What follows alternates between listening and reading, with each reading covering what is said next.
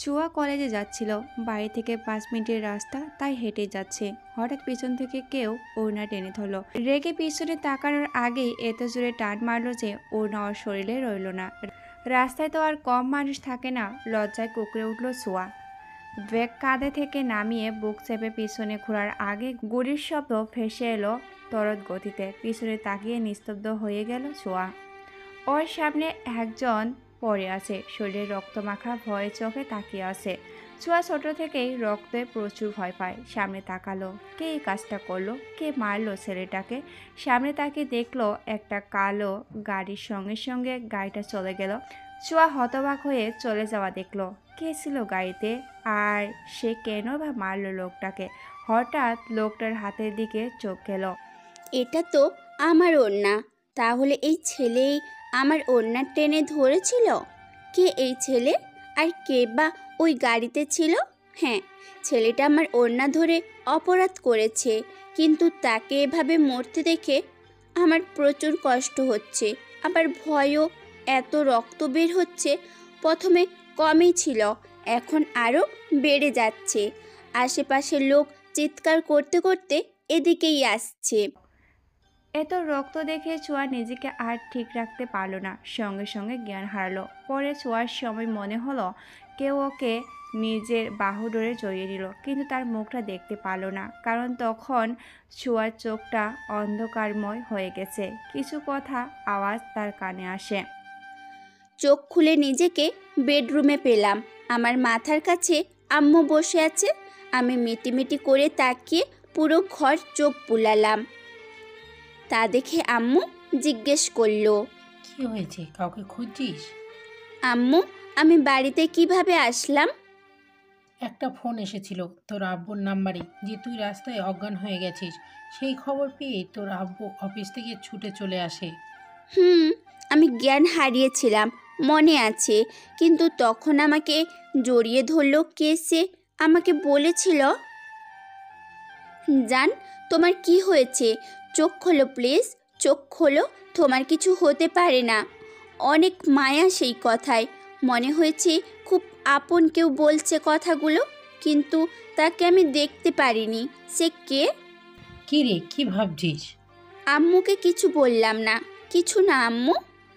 আম্মু আমাকে জিজ্ঞেস করলো ওই ছেলে কিভাবে মারা গেল। আমি আবার চিন্তায় পড়ে গেলাম। সত্যি তো? কিভাবে, কেন, কে মারলো লোকটাকে? আম্মুকে জানি না বলে দিলাম। আম্মু দুধ নিয়ে এলো আমার জন্য। সব চিন্তা বাদ দিয়ে দুধ না খাওয়া নিয়ে যুদ্ধ করতে লাগলাম। আমার সবচেয়ে নাপছন্দের জিনিস হচ্ছে দুধ।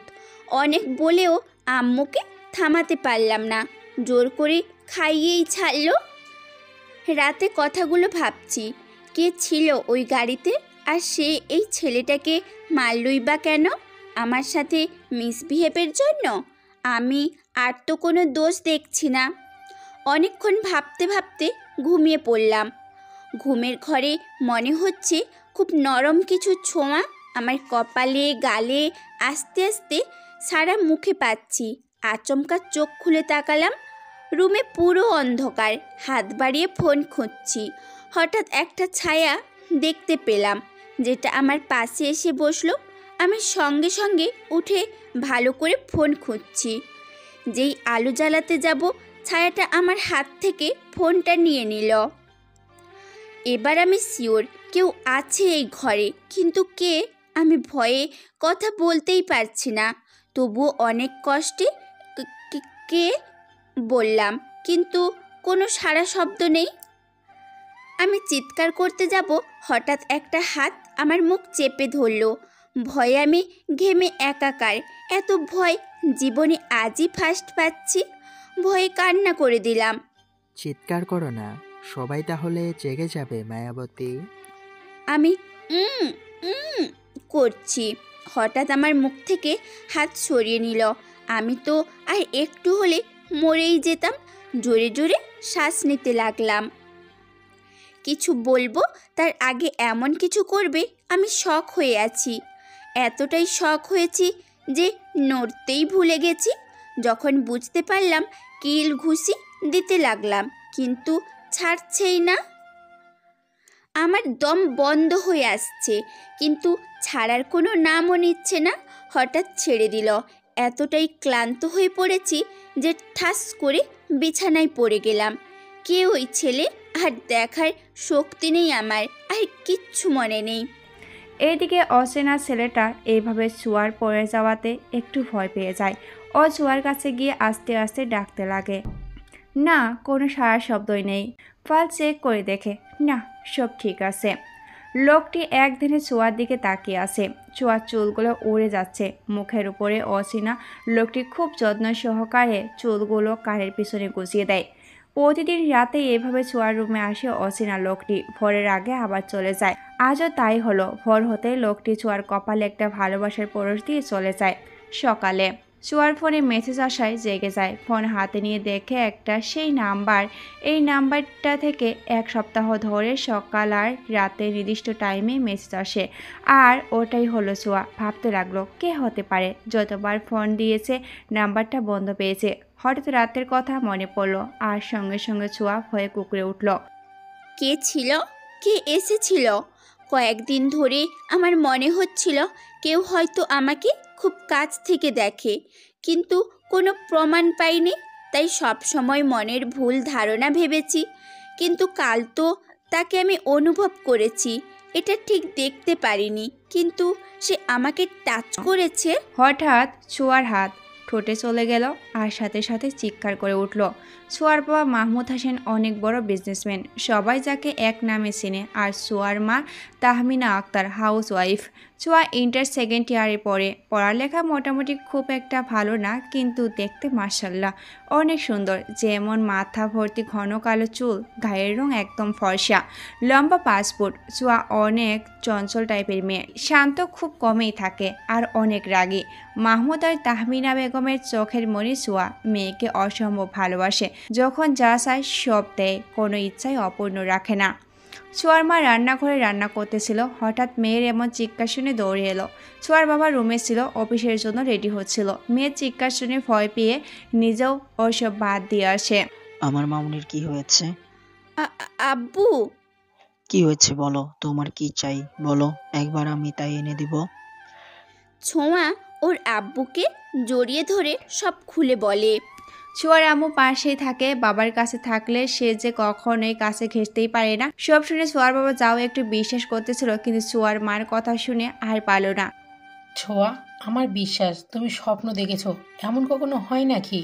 আমাদের বাড়িতে কতজন দারোয়ান, তুমি তো জানো। কাক পক্ষেও এই বাড়িতে ঢুকতে পারবে না। তুমি অযথাই ভয় পাচ্ছ। না আম্মু, আমি অযথা ভয় পাচ্ছি বা বিলিভ মি, আমি সত্যি বলছি। আব্বু, তুমি বিশ্বাস করো তো আমার কথা? আমি একটু ভুল বলছি না।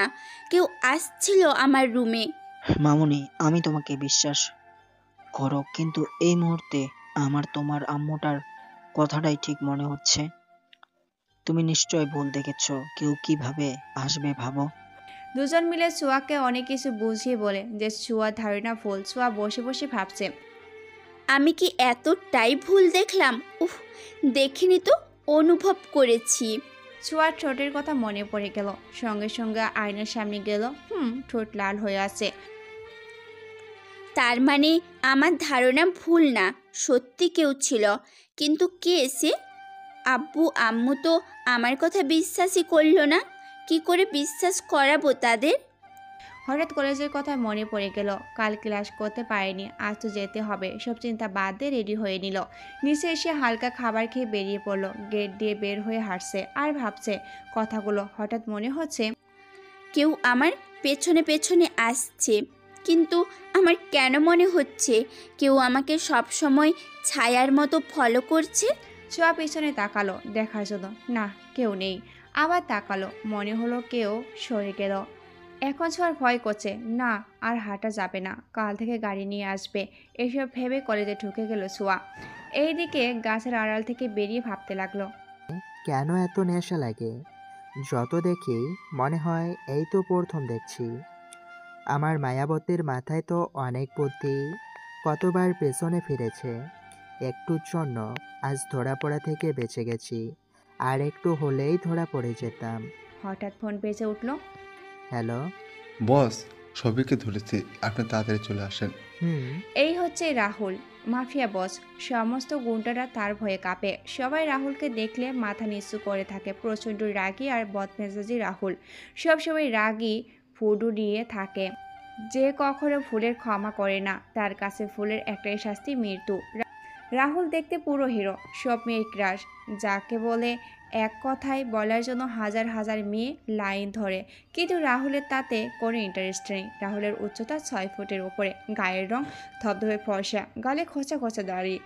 কথা শেষ করে রাহুল গাড়ির কাছে এসে দাঁড়ালো। একজন এসে মাথা নিচু করে গাড়ির দরজা খুলে দিল। রাহুল গাড়িতে গিয়ে বসলো।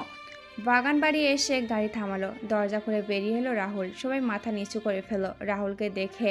রাহুল কালো শার্ট, কালো প্যান্ট, কালো পা পর্যন্ত লম্বা একটা কোট পরে আছে, চোখে কালো সানগ্লাস। রাহুলকে দেখে পিয়াস দৌড়ে এলো। বস, রাহুল সোজা রুমে ঢুকে গেল। একটা চেয়ারে হাত পা বেঁধে রেখেছে সাকিবকে। রাহুল যাওয়ার সাথে সাথেই ভয়ে ওর আত্মা কেঁপে উঠল। ও জানে রাহুল কতটা ভয়ঙ্কর, ভুল করলে কোনো ক্ষমা নেই, আর বিশ্বাসঘাতককে তো একেবারে নিঃশেষ করে দেয়। রাহুল নিজের বসার জায়গায় গিয়ে বসে পড়ল, পায়ের উপর পা তুলে। তারপর চোখ থেকে সানগ্লাসটা খুলে পাশে টেবিলে রাখলো। তারপর কোটের পকেটে থেকে 3টা বন্দুক বের করলো। সে গুলিও টেবিলের উপরে রাখে। একটা বন্দুক হাতে নেয়, এদিকে ওদিকে ঘোরাতে লাগলো। হাতের ইশারায় শফিকের মুখের বাঁধন খুলে দিতে বলল। বস, এবারের মতো ক্ষমা করে দেন, আর কখনো এমন ভুল করবো না। তুই জানিস না রাহুল কাউকে দ্বিতীয় সুযোগ দেয় না, বিশেষ করে বিশ্বাসঘাতককে তো নয়। তুই আমার দলের হয়ে আসিফের সাথে হাত মিলিয়েছিলি, আমার খবরাখবর পৌঁছে দিয়েছস। তোর একমাত্র শাস্তি মৃত্যু। বলে বাম হাতের বন্দুক নিয়ে ঝাঁঝরা করে দেয় শফিকের বুক। শফিক রাহুলের লোক ছিল, শফিক আসিফের হাত মিলিয়ে রাহুলের ক্ষতি করতে চেয়েছিল, তাই এই শাস্তি পেতে হলো তাকে। লাশটা গুম করে দাও। পিয়াসের দিকে তাকিয়ে রাহুল সবগুলো বন্দুক আবার পকেটে ভরে নেয়। তারপর সানগ্লাসটা চোখে পড়ে বেরিয়ে যায়। ছোঁয়া যথারীতি ভয়ে ভয়ে বাড়ি এলো। সব সময় মনে হয় কেউ যেন ওকে ফলো করছে, কিন্তু বুঝতে পারছে না। পরদিন শুক্রবার, তাই কলেজ অফ। ছোঁয়া তাই আরাম আয়েশ করে শুয়ে আছে। আজ আর আগে উঠবে না। হঠাৎ কানের কাছে চিৎকার শুনে তাড়াতাড়ি উঠে বসলো। তাকে দেখে জেসি হলো ছোঁয়ার বেস্ট ফ্রেন্ড। রেগে জেসির দিকে তাকিয়ে বলতে লাগলো, এইভাবে কেউ চিৎকার করে? আমি তো ভয় পেয়ে গেছি, সাথে আমার কানটাও গেল। ঠিক হয়েছে একদম। দেখ কয়টা বাজে, তুই এখনো শুয়ে আছিস? কান্না তোকে বললাম আজ শপিংয়ে যাব। ও তাই তো, একদম ভুলে গিয়েছিলাম রে। সরি, তুই দাঁড়া, আমি 5 মিনিটের মধ্যে আসছি। বলেই দৌড় দিয়ে ওয়াশরুমে চলে গেল ছোঁয়া। ছোঁয়া জানে ও আর 2 সেকেন্ডের জন্য দাঁড়ালে জেসি তাকে আস্ত রাখবে না। বের হয়ে দেখি জেসি আগুন হয়ে বসে আছে আমাকে দেখেই। এই তোর 5 মিনিট, তাই না? ঘড়ির দিকে তাকিয়ে দেখি 11টা 15 বাজে। আমি উঠে দেখেছিলাম 5 মিনিট কম 11টা, তার মানে 20 মিনিট পর এসেছি। আমাকে এক গাদা বকলো। আমি কানে হাত দিয়ে শুনতে লাগলাম। এই তুই কানে হাত দিয়ে রাখছিস কেন? দোস্ত, আমার প্রচণ্ড মাথা ব্যথা করছে। এখন যদি এত চেঁচামেচি কানে আসে তাহলে আর শপিংয়ে যেতে পারবো না, তাই নিজেকে ঠিক রাখছি। কি? দাঁড়া, তোর মাথা ব্যথা আমি ছুটাচ্ছি। বলে দৌড় দিল ছোঁয়ার দিকে। লেগে গেল তুমুল ঝগড়া। এত চেষ্টা চেঁচামেচি শুনে ছোঁয়ার আম্মু নিচে থেকে উপরে চলে এলো আর দেখলো দুজনের ঝগড়া। ছোঁয়ার আম্মু কথা শুনে জেসি শান্ত হয়ে বসে পড়ল। শপিং মলের সামনে এসে গাড়ি থামালো। ছোঁয়া আর জেসি গাড়ি থেকে নেমে ভেতরে ঢুকে গেল। দুজনে ইচ্ছা মতো শপিং করছে, সব ঘুরে ফিরে দেখছে। হঠাৎ সব মানুষ শপিং করা বাদ দিয়ে ভয়ে পালাতে লাগলো। কেউ কেউ বলছে গুন্ডা এসেছে, তাড়াতাড়ি পালাও সবাই। আমরা ড্রেস পছন্দ করেছি, সেগুলোর প্রাইস দিতে গেলাম। সে আঙ্কেলও বলল এখন আর কিছু বিক্রি করবে না, আমাদেরকে পালিয়ে যেতে বলল। আমরা জেসির মাথার ওপর দিয়ে যাচ্ছে। সব পালিয়ে যাব কেন? কে এসেছে? আর গুন্ডা এসেছে মানে? সবাই তাকে এত ভয় পায় কেন? পুলিশকে ফোন দিলেই তো হয়। আপনারা এত ভয় পাচ্ছেন কেন? পুলিশকে ফোন দিন, তাহলেই তো হয়। ভুলেও এসব মুখে এনো না, তাদের অনেক ক্ষমতা। পুলিশ কিছু করতে পারবে না, তোমরা বাড়ি চলে যাও। অনেক ভয়ে ভয়ে আঙ্কেল বলল। তাই আমরা চলে আসতে লাগি, কিন্তু কথাই আছে না, বিপদ যখন আসে তার থেকে পালানো যায় না। তাই হলো, যেখান দিয়ে বের হব সেখানে পুরো ফিলাপ। আমি আর জেসি এসে দেখি গেটের মধ্যে একদল কালো পোশাক পরা লোক দাঁড়িয়ে আছে, হাতে বন্দুক, পুরো ড্রেস কালো, দরজা পর্যন্ত লাইন করে দাঁড়িয়ে আছে। আমি আর জেসি দূরে দাঁড়িয়ে তা দেখছি আর ভয়ে কাঁপছি। হঠাৎ আরেকটা লোক গাড়ি থেকে নামলো, সেও কালো ড্রেস পরা, দেখে মনে হচ্ছে এদের বস হবে হয়তো। তার মুখটা দেখা যাচ্ছে না, একটা রুমাল দিয়ে বাঁধা। আমি আর জেসি মুখ দেখার জন্য উকিঝুঁকি মারছি, কিন্তু দেখতে পারলাম না। লোকটা এসে একটা লোকের সামনে দাঁড়ালো। লোকটা মাঝবয়সী, কিছু লোক ওই মাঝবয়সী লোকটাকে ঘিরে রেখেছে। দুজনের মাঝে কিছু কথা হলো। আচমকা ওই মাঝবয়সী লোকটাকে গুলি করে দিল। ভয়ে আমার হাত পা ঠান্ডা হয়ে আসছে। একটা না, পরপর অনেকগুলো গুলি করে দিল। লোকটা ব্যথায় চিৎকার করছে, কিন্তু সামনের লোকটির মধ্যে কোনো মায়া দয়া নেই, পুরো ফ্লোর রক্তে ভেসে যাচ্ছে। রাহুল হঠাৎ খবর পেয়েছে আসিফের দলের লোকেরা শপিং মলে বম রেখেছে, তাই সঙ্গে সঙ্গে সেখানে গিয়ে উপস্থিত হয় আর আসিফের সবচেয়ে কাছের নাদিমকে ধরে এবং বলে কোথায় বম আছে বলতে, কিন্তু নাদিম বলতে নারাজ, তাই রেগে রাহুলকে মেরে দেয়। হঠাৎ জোরে চিৎকার কানে আসে রাহুলের। এই কণ্ঠ তো আমার খুব পরিচিত। সাইডে তাকিয়ে নিস্তব্ধ হয়ে যায়। তার মায়াবতী এখনো কি করছে? ও কি আমাকে খুন করতে দেখেছে? রাহুলেরও ভয় করছে। হঠাৎ মুখের হাত গেল আর মনে পড়লো ও তো মুখ ঢেকে এসেছে, তার মানে আমাকে দেখেনি। ছোঁয়া চিৎকার করে পড়েছে টেনে। রাহুল তার আগে হাত ধরে বন্দুক ফেলে দৌড়ে তার মায়াবতীর কাছে গিয়ে কোমর জড়িয়ে ধরে। ততক্ষণে ছোঁয়া চোখ বন্ধ করে ফেলে। মায়াবতী, হেই মায়াবতী, চোখ খোলো। কি হয়েছে তোমার? মুখে হাত দিয়ে ডেকে চলছে, কিন্তু ছোঁয়ার কোনো সারা শব্দ নেই। রাহুল ডেকেই যাচ্ছে। এইদিকে আশেপাশের সবাই অবাক চোখে দেখছে রাহুল একটা মেয়ের জন্য এমন ইমোশনাল হওয়ার কারণ। রাহুলের সেদিকে খেয়ালও নেই, ও আছে ওর মায়াবতীকে নিয়ে ব্যস্ত। পাশে দাঁড়িয়ে জেসিও অবাক হচ্ছে, কে এই ছেলে, ছোঁয়াকে নিয়ে এমন করছে কেন? হঠাৎ ডাক্তারের কথা মনে পড়ে আর সঙ্গে সঙ্গে রাহুল ছোঁয়াকে কোলে উঠিয়ে নেয়, তারপর হাঁটতে লাগে। জেসি তো অবাক হয়ে দেখছে, এমন সন্দেহ ছোঁয়ার কোনো ক্ষতি করবে না তো। পিছন থেকে জেসিকে ডেকে চলছে, কিন্তু রাহুলের কথা কানেই যাচ্ছে না। হঠাৎ দুজন কালো ড্রেস পরা লোক আমাকে ঘিরে ধরলো। আমি তো ভয়ে শেষ। তারা আমাকে নিয়ে গাড়িতে উঠালো। এটা অন্য গাড়ি, ছোঁয়াকে অন্য গাড়িতে নিয়েছে। রাহুল গাড়িতে উঠে ছোঁয়াকে নিজের সাথে ধরে বসে আছে আর ডেকে চলছে, কিন্তু ছোঁয়া সাড়া দিচ্ছে না। রাহুল ভয় পাচ্ছে, ওর মায়াবতীর কোনো ক্ষতি হবে না তো? না, আমার মায়াবতীর কিছু হবে না, কিচ্ছু না বলে ছোঁয়ার বুক থেকে সামনে এনে সারা মুখে চুমু দিতে লাগলো। তারপর আবার বুকে জড়িয়ে ধরলো। হসপিটালে গিয়ে আরেক দফা ঝগড়া বাজিয়ে দিল রাহুল। ছোঁয়াকে কোলে করে হসপিটালে ঢুকে। সবাই তো হা করে তাকিয়ে আছে রাহুলের দিকে, কারণ সবাই রাহুলকে চেনে যে সে অনেক বড় একজন মাফিয়া। এটা সবাই জানে। সবাই রাহুলকে ভয় পায় প্রচুর, সাথে এটাও জানে রাহুল কোনো মেয়ের সাথে সম্পর্ক নেই। আজ হঠাৎ একটা মেয়েকে কোলে করে হাসপাতালে নিয়ে আসায় সবাই অবাক হয়ে গেছে। ডাক্তার নার্সকে ডাকছে রাহুল, পাগলের মতো করছে। ডাক্তার তাড়াতাড়ি তার কেবিন থেকে বেরিয়ে এলো চিৎকার শুনে। বাইরে এসে রাহুলকে দেখে সে ভয়ে আটকে গেল। সে ভয়ে দাঁড়িয়ে আছে, সামনে আসতে পারছে না। হঠাৎ রাহুলের পাশে দুজন গিয়ে ডাক্তারের কাছে গেল। রাহুল ছোঁয়াকে কেবিনে নিয়ে শুয়ে দিল, আর রাহুলের লোক ডাক্তারকে টেনে নিয়ে গেল রাহুলের সামনে। রাহুল ডাক্তারকে দেখে শার্টের কলার ধরে বলতে লাগলো, এই তুই আসতে এত লেট করলি কেন? তোর জন্য যদি আমার মায়াবতীর কিছু হয় তাহলে তোকে জানে মেরে ফেলবো। বস, ছাড়ো নাকি ম্যাডামকে, দেখতে তো দিন। রাহুল ছেড়ে দিয়ে আবারও ছোঁয়ার পাশে গিয়ে ওর হাত ধরে রইল। ডাক্তার ছোঁয়াকে দেখে গিয়ে বলল, আপনি যদি একটু সরে বসতেন তাহলে দেখতে সুবিধা হতো। কি বললি তুই? আমি সরে বসবো?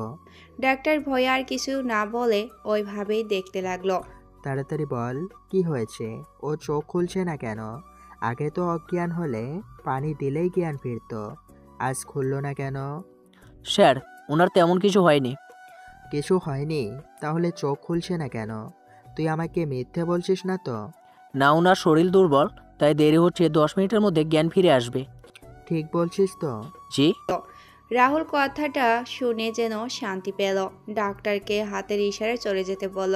ডাক্তার যেন বাঁচলো, এক ছুটে পালিয়ে গেল। আর কিছুক্ষণ থাকলে ভয়ে মরে যেত। কি ভয়ঙ্কর, কি রামপারেট এই ছেলে। এইদিকে জেসিকে দুজন লোক ঘিরে রেখেছে, একটু নড়তেও দিচ্ছে না। দুজনের হাতে বন্দুক। ভয়ে জেসির গলা বারবার শুকিয়ে আসছে, কিন্তু কিছু বলতে পারছে না। বললেই বুঝি গুলি করে দেবে। ভয়ে ভয়ে আসে, আর ছোঁয়ার জন্য চিন্তা হচ্ছে। কে এই ছেলে? এই তো মাফিয়া। সে হঠাৎ ছোঁয়াকে নিয়ে এমন করছে কেন? ছোঁয়ার কোনো ক্ষতি করবে না তো? কি করে বাঁচাবো ছোঁয়াকে? এরা তো আমাকে আমাকে নড়তেই দিচ্ছে না। ব্যর্থ চোখেই তাকালাম খাচ্চর লোকগুলার দিকে। রাহুল চিন্তামুক্ত হয়ে তার মায়াবতীর দিকে এক দৃষ্টিতে তাকিয়ে আছে।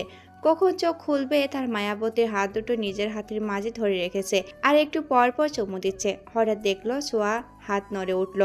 রাহুলের খুশি দেখে কে মুখ ঢাকতে হবে, তার আগে একবার মায়াবতীকে না ছুতে পারলেই নয়। তাই মাথা উঁচু করে ছোঁয়ার মুখের কাছে নিয়ে নিল। তারপর ছোঁয়ার কপালে চুমু দিয়ে দিল। সরে আসতে যাবে, ঠোঁটে চোখ পড়ল। না, পড়বে না। রাহুল ঠোঁটে চুমু খেতে লাগলো।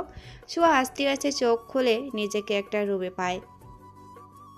দম বন্ধ হয়ে আসছে। তাকে দেখে একটা অপরিচিত লোক ওকে চুমু দিচ্ছে। এটা দেখে ছোঁয়া তো 440 ভোল্টের শক খায়, আর সঙ্গে সঙ্গে লোকটাকে ধাক্কা দিয়ে নিজের থেকে সরিয়ে দেয়। তারপর নিজের হাত দিয়ে ঠোঁট মুছতে থাকে। রাহুল ছোঁয়ার ঠোঁটে চুমু দিচ্ছিল, খেয়ালই নেই এখন এমন কিছু করতে চাইনি, কিন্তু ওর মায়াবতীর সামনে থাকলে নিজেকে কন্ট্রোল করতে পারে না। হঠাৎ থাকায় জ্ঞান ফিরল। তাকে দেখে ছোঁয়া আগুন চোখে তাকিয়ে ঠোঁট মুছছে। এটি দেখে রাহুল রেগে যায়। এসব কি? আর কে আপনি? আমাকে এভাবে টাচ করছেন? আপনার সাহস তো কম না? আমি কে? হ্যাঁ, কে আপনি বলুন? আমি তোমার ভিলেন লাভার। হোয়াট? ছোঁয়া তো অবাক হয়ে শুনছে। ভিলিয়ান লাভার? এটা কোথায় যেন? ও হ্যাঁ, ওই মেসেজের মধ্যে তো এটাই লেখা ছিল। তাহলে কি এই লোকটাই আমাকে মেসেজ করছে? এইসব কথা মেলাচ্ছিল ছোঁয়া। আবার কেউ ঠোঁটে টাচ করলো, দেখে ওই লোকটা। ছোঁয়া রেগে থাকাচ্ছে, কিন্তু সরাতে পারছে না। এত জোরে ধরে রেখেছে, কিল খুশি দিয়ে যাচ্ছে, কিন্তু এক চুল পরিমাণও নড়াতে পারছে না। ছোঁয়া এবার কেঁদে দিল। এমন কিছু হওয়ায় চোখ দিয়ে পানি পড়ছে। হঠাৎ চোখের পানি পড়ায় রাহুল সরে আসলো ছোঁয়ার থেকে। জান, তুমি কাঁদছো কেন? কি হয়েছে? ছোঁয়ার হাত ধরে চোখ মুছে দিল। Don't touch me. আপনি আমাকে ছুবেন না। ছি ছি ছি ছি, আমার ঠোঁটটা খেয়ে ফেললেন। এভাবে কেউ ধরে? বলে ঠোঁট মুছতে যাবে, রাহুল হাত ধরে ফেল। একদম এই কাজটা করো না, তাহলে আবার কিস করব। মানে? তুমি ঠোঁট মুছলে আবার আমার ছোঁয়া দিয়ে দেব, তাই এটা করা থেকে বিরত থাকো। ছোঁয়ার কান্না বাদ দিয়ে হা করে তাকিয়ে আছে। এখনো সাইকোর পাল্লায় পড়ল রে বাবা। ছোঁয়া জেসির কথা জিজ্ঞাসা করলে রাহুল ওর লোকদের জেসিকে নিয়ে আসতে বলো। জেসি এসে ছোঁয়াকে দেখে দৌড়ে এসে জড়িয়ে ধরে বলতে লাগলো। ছোঁয়া, তুই ঠিক আছিস? এই মাফিয়া তোর কোনো ক্ষতি করেনি তো? না করেনি। আবার এই লোকটা আমারই। বলে চুপ করে গেল। ঠোঁটে কথা বলবে কি করে? এইদিকে রাহুল তো হা করে তাকিয়েছিল ছোঁয়ার দিকে। এই বুঝি বলে দেয়, কিন্তু না, মাথায় বুদ্ধি আছে, বলো না। রাহুল ছোঁয়াদের বাড়ি পৌঁছে দিতে চাইলে ছোঁয়া যাবে না বলে, তাই রাহুল আবার আগের মতো কোলে নিয়ে হাঁটতে লাগলো। ছোঁয়া নামার জন্য ছটফট করছে, কিন্তু নামতেই দিচ্ছে না। জোর করে গাড়িতে উঠিয়ে নিল। রাহুল ছোঁয়াকে কোলে করে হসপিটালের বাইরে আসতে লাগলো। আশেপাশের সবাই অবাক হয়ে দেখছে। ছাড়ুন আমাকে, নিচে নামান বলছি, নামান। উফ জান, এত নড়ো না তো, তুমি পরে ব্যথা পাবে। চুপচাপ থাকো তো। বলে রাহুল আবারও শক্ত করে ধরে ছোঁয়াকে। ছোঁয়া রেগে তাকায় রাহুলের দিকে, কিন্তু রাহুল সেই দিকে ভ্রুক্ষেপ না করে হাঁটতে লাগলো।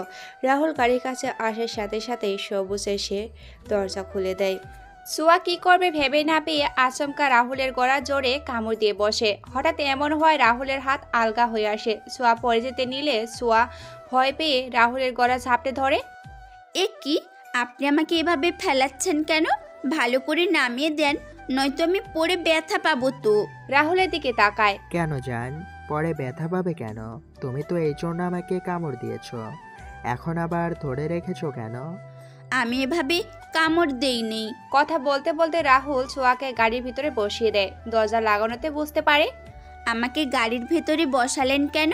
আমি বাইরে নামতে বলছি। রাহুল কথা কানে না নিয়ে নিজের সিটে গিয়ে বসে আর ওর লোকদের জেসিকে নিয়ে আসতে বলে। ছোঁয়া নানা কথা বলেই যাচ্ছে। রাহুল তার উত্তর না দিয়ে গাড়ি স্টার্ট দেয়। ছোঁয়া নামতেই পারছে না, কারণ গাড়ি লক করা। কে আপনি, আর আমার সাথে এমন কেন করছেন? রাহুল ছোঁয়ার দিকে তাকিয়ে বাঁকা হাসলো। তারপর ছোঁয়ার হাত একটা নিজের হাতের মাঝে ভরে নিয়ে গাড়ি চালাতে লাগলো। কি হলো, কথা বলছেন না কেন? কে আপনি? আমার পেছনে পড়েছেন কেন? আর এখন আমাকে কোথায় নিয়ে যাচ্ছেন? আমি বাড়ি যাব। আমার বাড়ি কোথায়? মায়াবতী, তুমি এত প্রশ্ন করলে আমি কোনটির উত্তর দেব বলো তো? আপনি সবগুলোর উত্তর দেন। আর জেসি কই? ওর যদি কোনো ক্ষতি করেছেন না, আপনাকে আমি ছাড়বো না। আমি তো তাই চাই জান, তুমি আমাকে কখনো ছেড়ো না, আর কারোর কোনো ক্ষতি হবে না, বুঝছো? এখন চিন্তা বাদ দাও। আপনি কি আমাকে মেরে ফেলার জন্য নিয়ে যাচ্ছেন? একটু আগে তো একজনকে মেরে ফেললেন। আপনি ভিলিয়েন। রাহুল সঙ্গে সঙ্গে গাড়ি ব্রেক করে, তারপর ছোঁয়ার হাত ধরে টেনে নিজের কোলের উপর বসিয়ে দেয়। ছোঁয়া তো অসহ্য লাগছে, এইসব করায় উঠে আসতেও পারছে না, দু হাতের মাঝে বন্দি হয়ে আছে। জান, কি বলো তুমি? আমি তোমাকে মারবো? এটা তো কখনো সম্ভব না। তোমার কিছু হলে আমি বাঁচবো কি করে? তোমার শরীরে তো কেউ ফুলের টোকাও দিতে পারবে না, এই রাহুল যতদিন বেঁচে আছে। ছোঁয়ার গালে হাত দিয়ে নরম কণ্ঠে কথাগুলো বলছিল রাহুল। ছোঁয়া এতক্ষণে খেয়াল করলো ছেলে দেখতে অনেক সুন্দর, গালে খোঁচা খোঁচা দাড়ি, ফর্সা গায়ের রং আর কালো ড্রেস, দেখলে যতটা সুন্দর ড্রেস ততটাই ফিরেনদের মতো। রাহুল ছোঁয়ার কপালে একটা কিস করার সাথে সাথে ছোঁয়া ধাক্কা দিয়ে নিজের থেকে সরিয়ে দেয়, তারপর নিজের সিটে এসে বসে। আপনি এত চিপকে কেন? খালি চুমু দেন বলে কপালে হাত দিয়ে ঘষতে লাগলো। হঠাৎ রাহুলের দিকে তাকিয়ে হাত সরিয়ে নিল, তখন মুছছিল বলে আবারও দিছিল। রাহুল এটা দেখে বাঁকা হেসে গাড়ি চালাতে লাগলো। সোয়াদের বাড়ির সামনে এসে গাড়ি থামায়। সোয়াদ নিজের বাড়িতে এসে খুশিতে আত্মহারা হয়ে আবার চিন্তা হয় জেসিকে নিয়ে। বাইরে তাকে দেখে জেসি এখানে দাঁড়িয়ে আছে। বাইরে দাঁড়িয়ে সোয়া বের হতে যাবে, রাহুল সোয়ার হাত ধরে আটকে দেয়, একদম নিজের কাছে এনে কোমর জড়িয়ে ধরে বলতে লাগে, মায়াবতী, তোমার বাড়িতে আজকের বিষয় কিছু জানিও না, কেমন? আপনি বলবেন আর আমি শুনবো? অসম্ভব। আমি আব্বুকে সব বলবো। না, বলবে না। বললাম তো বলবো। আপনি উপযুক্ত শাস্তি পাবেন। জান, সে আমার কিছু করতে পারবে না। উল্টো তুমি যদি জানিয়ে দাও তাহলে তোমার আব্বুর ক্ষতি হয়ে যাবে। কিন্তু আমি আমার শ্বশুর মশাইয়ের কিছু করতে চাই না, তাই বলতে নিষেধ করছি। আর আমি কি করতে পারি সেটা নিশ্চয় শপিং মলে দেখেছো জান। সোয়া ভয় পেয়ে গেল। শপিং মলের কথা মনে করে সবার সামনে লোকটাকে মেরে ফেললো, অথচ কেউ কিছুই বলল না। ভয়ে ভয়ে রাহুলের দিকে তাকালো। প্লিজ আমার আব্বুর কোনো ক্ষতি করবেন না। উফ জান, কেঁদো না, তোমার কান্না আমার সহ্য হয় না। তুমি না বললে আমি কিছু করব না। বলে রাহুল ছোঁয়ার চোখের পানি মুছে দিল, ঠোঁটে হালকা করে চুমু দিল, সরে এলো। যাও, আর ফোন দিলে রিসিভ করো। ছোঁয়া নেমে গেল আর রাহুল চোখে সানগ্লাস পরে চলে গেল। ছোঁয়া, তুই ঠিক আছিস? তুই? হ্যাঁ চল, সবাইকে সব বলতে হবে। না। মানে? কাউকে কিচ্ছু বলা যাবে না। সব খুলে বলল। কি ডেঞ্জারাস! এই লোকের হাত থেকে বাঁচবি কি করে? এ যে তোকে সহজে ছাড়বে না, আমি নিশ্চিত। আমি কিচ্ছু জানি না। ছোঁয়া ভিতরে চলে গেল। জেসি আর ভিতরে যায়নি, চলে গেল নিজের বাড়িতে। ঘরের ভিতরে বসে আছি। আম্মু আমাকে এক দফা বকা শুনিয়ে দিয়েছে, মাথা নিচু করে তার কথা গিলছি। আমি সহজে চুপ থাকি না। আম্মু বকবক করে নিজেই বকা বাদ দিয়ে আমার দিকে সন্দেহের চোখে তাকিয়ে রইলেন, কারণ এই পর্যন্ত আম্মু কখনো বকলে আমি এত শান্ত মন হয়ে কখনো থাকি না। আম্মুকে উল্টো এক কুড়ি কথা শুনিয়ে দেই। আজ তেমন কিছু না করায় আম্মু শখ, আর আমি সেই শখ থাকা আম্মুকে ফেলে রুমে এসে বসে আছি দরজা বন্ধ করে। আম্মুকে কি বলবো? আমি তো নিজেই শখ হয়ে আছি। কে ওই ভিলিয়ানটা? আমার পেছনে লেগেছি কেন? কি তার উদ্দেশ্য? আকাশ পাতাল ভেবেই চলেছি, কিন্তু কোনো কিছুই পাচ্ছি না। তার এমন বিহেভিয়ার দেখে কেমন কালো বিচ্ছিরি ড্রেস আপ, সবার মনে হয় কালো তার জন্মগত ড্রেস, হাতে পর্যন্ত কালো মজা দিয়ে ঢাকা, আর মুখ যেন আমার দুর্ভাগ্য, পরের বার দেখলে আর চিনব না, রেগে তাকে ভালো করে দেখেও নি। এসব ভেবেই চলেছি, হঠাৎ দরজায় টোকা পড়ল, কণ্ঠ আব্বুর। অবাক হলাম, কারণ 8টার আগে কখনো আব্বু বাড়ি আসে না, খুব বেশি দরকার হলে 7:30। আমি দরজা খুলে দিলাম। কি হয়েছে আমার মামুনির? কই কিছু না তো আব্বু, কি হবে আমার? আমি তো ঠিক আছি। আমার কথা শুনে আব্বু আম্মুর দিকে তাকালো। এবার আমার মাথায় এলো, নিশ্চয়ই তখন অমন চুপ করে থাকায় আম্মু ভেবেছে আমি মন খারাপ করে আছি, তাই আব্বুর ফোন করে এনেছে। তাই হলো, আব্বু আমাকে রেখে আম্মুকে নিয়ে চলে গেল। নিশ্চয়ই এখন আম্মু খাবে বকা, কারণ আজ আব্বুর জরুরি মিটিং ছিল। আর আমার কথা শুনতে তাই হলো, আব্বু আমাকে রেখে আম্মুকে নিয়ে চলে গেল। নিশ্চয়ই এখন আম্মু বকা খাবে, কারণ আজ আব্বুর জরুরি মিটিং ছিল। আর আমার কথা শুনতেই সব কাজ ফেলে চলে এসেছে। রাতে ঘুমের মধ্যে আচু মনে হচ্ছে কেউ আমায় খুব কাছ থেকে পর্যবেক্ষণ করছে। হঠাৎ কপালে নরম কিছুর ছোঁয়া পেলাম, সেটা আস্তে আস্তে গাঢ় হতে লাগলো। কপাল থেকে গালে, নাকে, থুতনুই, গলায় নামতেই আমি নড়ে উঠলাম। অতিরিক্ত মাত্রায় ঘুম আমার স্পর্শ করেছে বুঝতে পারলাম, কিন্তু চোখ মেলে তাকাতে পারছি না। ঘুমে তারপর আর মনে নেই। ঘুমের দেশে পাড়ি জমালাম। অ্যালার্মের শব্দে চোখ মেলে তাকালাম, কেবল 6টা বাজে। ফোন হাতে নিয়ে সেই আননোন নাম্বার, সঙ্গে সঙ্গে আবার কল করলাম। অবাক করার বিষয়, আজ নাম্বারটা খোলা। আমাকে আর পাইকে খুশির ঠেলায় উঠে বসলাম। অবশেষে খোলা পেয়েছি। কে এই লোক খুঁজে বের করতেই হবে। কালকে ওই ছেলের কণ্ঠ আমার মনে আছে, দেখি উনি নাকি। খুশিতে খুশিতে ফোন কানে নিয়ে আছি, কিন্তু আমার সব আশায় জল ঢেলে দিয়ে ফোন কেটে দিল। আর যতবার ফোন করি, নো রেসপন্স। কলেজে বটগাছটার নিচে বসে আছি, আমি আর জেসি, দুজনের মুখে চিন্তার ছাপ। ওই, তুই বাড়িতে জানাসনি? না। কেন? ওই ভিলিয়ানটা বলেছে আব্বুর ক্ষতি করে দেবে, আর আমি আমার আব্বুর কোনো ক্ষতি হতে দিতে পারি না। দূর, বলে দে সব তোর আম্মু আব্বুকে। ওই লোকটাকে আমার অনেক ভয় করে। কিভাবে মারলো লোকটাকে! ইস, এখনো চোখে ভাসছে দৃশ্যটা, কি ভয়ঙ্কর। সব সময় ইদানিং মনে হয় ফলো করে কেউ আমায়।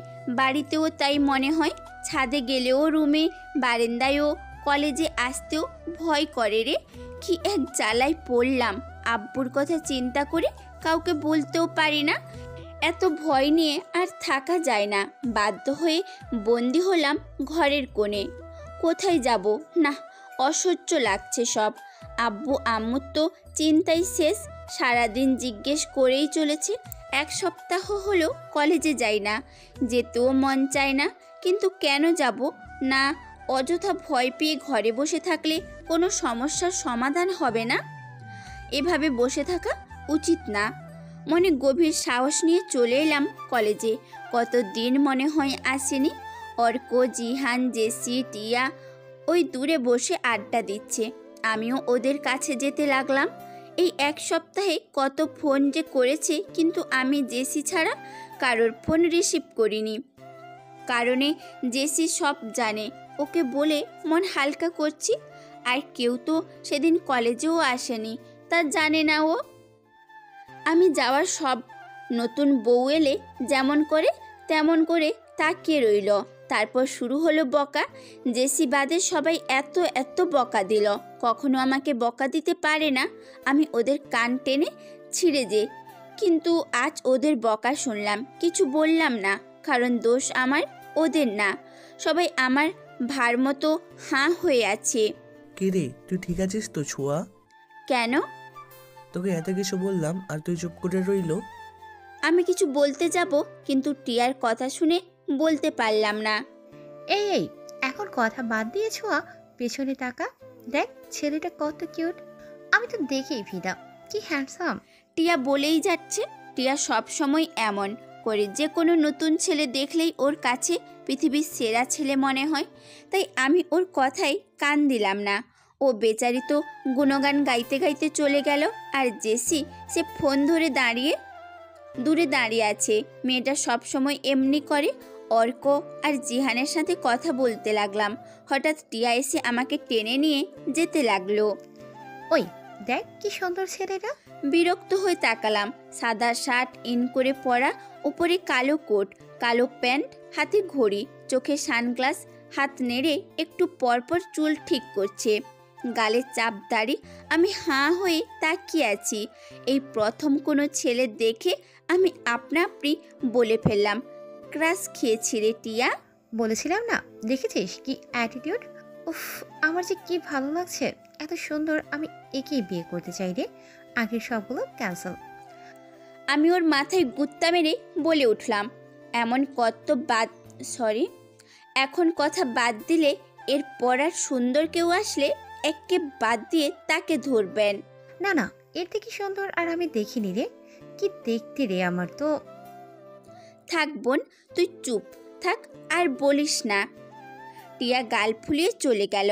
আমি হাঁ করে তাকিয়ে দেখছি, সত্যি এত সুন্দর ছেলে আমি কখনো দেখিনি। কিন্তু কেমন একটা চেনা চেনা লাগছে, কিন্তু খেয়াল আসছে না। সব ভেবে একাই ক্লাসে চলে যেতে লাগলাম। নানা কথা ভেবে চলেছি আর হাঁটছি। কখন যে কার সাথে ধাক্কা লেগে পড়ে যাচ্ছিলাম খেয়ালই নেই। হঠাৎ কেউ কোমরে হাত দিয়ে নিজের সাথে জড়িয়ে নিল। আমি ভাবনার ছেদ করে তাকালাম তার দিকে, আর তাকিয়ে 440 ভোল্টেজের শক খেলাম। সে আমাকে তার বুকে চেপে ধরে রেখেছে। এই শোনো না, প্রতিদিন ভালোবাসার নতুন নতুন গল্প পেতে ও শুনতে চাইলে আমাদের আলোর ডায়েরি চ্যানেলটি সাবস্ক্রাইব করে পাশে থাকা বেল আইকনটি বাজিয়ে দিও, কেমন? কেউ আমায় জড়িয়ে ধরে আছে, আমি তার বুকের মধ্যে আছি। কে আমাকে এভাবে, আর শখ হয়ে কিছুক্ষণ আগে একে নিয়ে ভেবে এসেছিলাম কত বড় একটা ক্রাশ খেলাম, আর এখন তার বুকে আছি। আমি কি কল্পনা দেখছি? না না না, কথা ভেবে চলেছি। আমার তার থেকে নিজেকে ছাড়ানোর কথা মনেই নেই। হঠাৎ নিচে পড়ে যাওয়ায় অবাক হয়ে তাকালাম সামনের লোকটির দিকে। সাথে রেগে, এভাবে কেউ ফেলবি যেহেতু ধরলি কেন, কানা কোথাকার। বকা দেবার জন্য মুখ খুলতে যাব, কিন্তু তাকে আবার হাঁ হয়ে গেলাম। উফ, কি সুন্দর লাগছে। এত সুন্দর দূরে দেখে যতটা না লাগছে, সামনে আরো বেশি কিউট, একেবারে কিউটের ডিব্বা। চুলগুলো হাত দিয়ে ঠিক করে চোখ থেকে সানগ্লাস খুলে আমার দিকে তাকালো অ্যাটিটিউড নিয়ে। আমি হাঁ করে তাকিয়ে আছি। হঠাৎ কথায় সজ্ঞানে এলাম, আর আমার রাগ 7 আসমানে উপরে চলে গেল। হু আর ইউ? আমাকে এভাবে জড়িয়ে ধরে আছেন কেন? সুন্দর ছেলে দেখলেই কি গা ঘেঁষে থাকতে মন চায় নাকি? আর এভাবে হাঁ করে তাকিয়ে আছেন কেন? সোয়া তো শকড। কি বলে এই ছেলে? সোয়া তাকে জড়িয়ে ধরেছিল? কি মিথ্যুক! নিজেই ধরে এখন ছোয়াকে বলছে। আর কি বললো? ছোয়া হাঁ করে তাকিয়ে আছে। রেগে উঠে দাঁড়ালো কিছু বলার জন্য। কি বললেন আপনি? আমি আপনাকে ধরেছি? অসম্ভব। নিজে আমায় জোরে ধরেছিলেন, আর এখন? আমি মিথ্যে কেন বলবো? আপনি তো হচ্ছে করে আমার সামনে এসে পড়ে যাওয়ার নাটক করেছেন, যাতে আমার বুকে আসতে পারেন। মেয়েরা এত নাটক কি করে করে আল্লাহই ভালো জানে। একদম মিথ্যে বলবেন না। আপনি আমাকে মিথ্যুক বলছেন? আর কিছু বলতে পারলাম না। কোথা থেকে জেসি দৌড়ে এলো আমার কাছে, আর টেনে নিয়ে যেতে লাগলো। এই আমাকে টানছিস কেন? ছাড়। না, তা হবে না। প্রিন্সিপাল স্যার ক্লাসে আছে, চল তাড়াতাড়ি কই যে যাস। কতক্ষণ ধরেই খুঁজছি জানিস। রেগে আছি এখন, আবার এই সব। একবার ঘুরে পেছনে তাকালাম, দেখি লোকটিকে আমার দিকে এক দৃষ্টিতে তাকিয়ে আছে। আমি চাওয়া মাত্রই চোখ পিট দিল। আমি তো ফ্রিজ হয়ে গেছি। এই লোকটার মতলব কি? কিন্তু আর দেখতে পারলাম না। জেসি ক্লাসে ঢুকিয়ে দিল। সিটে বসে আছি, সামনে প্রিন্সিপাল স্যার কি যেন বলে চলেছে, কিন্তু আমার সেদিকে খেয়াল নেই। আমার মাথায় ওই কাণ্ডগুলো ঘুরপাক খাচ্ছে। কে লোকটা? প্রথম কেমন অ্যাটিটিউড দেখালো, আবার চোখও মারলো। ঠোঁটে হাসি মানে কি? হঠাৎ টিয়া টেনে দাঁড় করিয়ে দিল আর বলতে লাগলো, আমি পাগল হয়ে যাবো রে। ছোঁয়া, দেখ কে এসেছে। আমার মাথা উঁচু করে ধরলো। তাকিয়ে দেখি অসভ্য লোকটা কেমন করে যেন তাকিয়ে আছে আমার দিকে। আমি তো রেগে আছি। একবার পাই আমাকে এভাবে অপমান, আবার কথা শোনানো, চোখ মারা দেখাবো। প্রিন্সিপাল স্যার চলে গেছে। ইনি নাকি আমাদের টিচার। সবাই তো হই হুল্লোড় মেতে গেছে। স্যার তার পরিচয় দিতে লাগলো। তার নাম রাহুল চৌধুরী। আরও অনেক কিছু বলছে, কিন্তু আমি কানে নিইনি। একে স্যার হিসেবে পেয়ে সবাই ধন্য, এমন একটা ভাব। টিয়া তো রীতিমতো গুণগান গাইছে আমার কানের কাছে। রেগে দিলাম এক ধমক। বেচারি ভয়ে একেবারে স্টপ। আমি আমার সাথে করা সব বলতেছি। হঠাৎ স্ট্যান্ড আপ। এই যে তোমাকে। হাত উঠিয়ে আমাকে দেখিয়ে আমাকে দেখাচ্ছে। আমি দাঁড়ালাম। কি কথা হচ্ছে বলো, আমরাও শুনি একটু। তুমিও দাঁড়াও। টিয়াকে ইশারা করে, স্যার আসলে। কি আসলে নকলে বলছো? ঠিক করে বলো, তোমরা দুজন কি গল্প করছিলে? টিয়া আমার হাত চেপে ধরে আছে। আমি কি বলবো ভাবছি। কেমন রেগে জিজ্ঞেস করছে। দেখতে এত কিউট, আর ব্যবহার। তখন ঝগড়া করলো, আবার চোখ টিপ দিল, আবার এখন ধমকাচ্ছে। উফ, কি মাথায় আসছে না। কি হলো, কথা বলছো না কেন? স্যার যে ক্লাসে আছে, তোমাদের কি মাথায় আছে? গল্প করে যাচ্ছ। এদিকে টিয়া তো ধমক শুনেই কেঁদে দিল। সে কি কান্না! আমি জানি এ এখনও খুব ফ্রেন্ড সার্কেলের সবাই জানে, তাই কেউ তেমন একটা মাথা ঘামালাম না। কিন্তু স্যার তো মনে হয় অবাক হয়েছে। সে অবাক চোখে তাকিয়ে আছে। সে হয়তো ভাবতে পারেনি এমন কিছু হবে। পরের দিন সবাই বসে আড্ডা দিচ্ছি। মেন টপিক রাহুল স্যারকে নিয়ে। এভাবে স্যার ধমক দিল আমাকে কাল। এত সুন্দর দেখতে, কোথায় ব্যবহার সুন্দর থাকবে তা না, ধমক। মন খারাপ করে নানা কথা বলেই যাচ্ছে, আর আমরা শুনে যাচ্ছি। বুঝ এবার, এই স্যারকে নিয়ে কত কথাই না বলেছিলি। এন তেন, এখন কি হলো? আমি সারা রাত ভরে ভেবেছি এই কথাগুলো।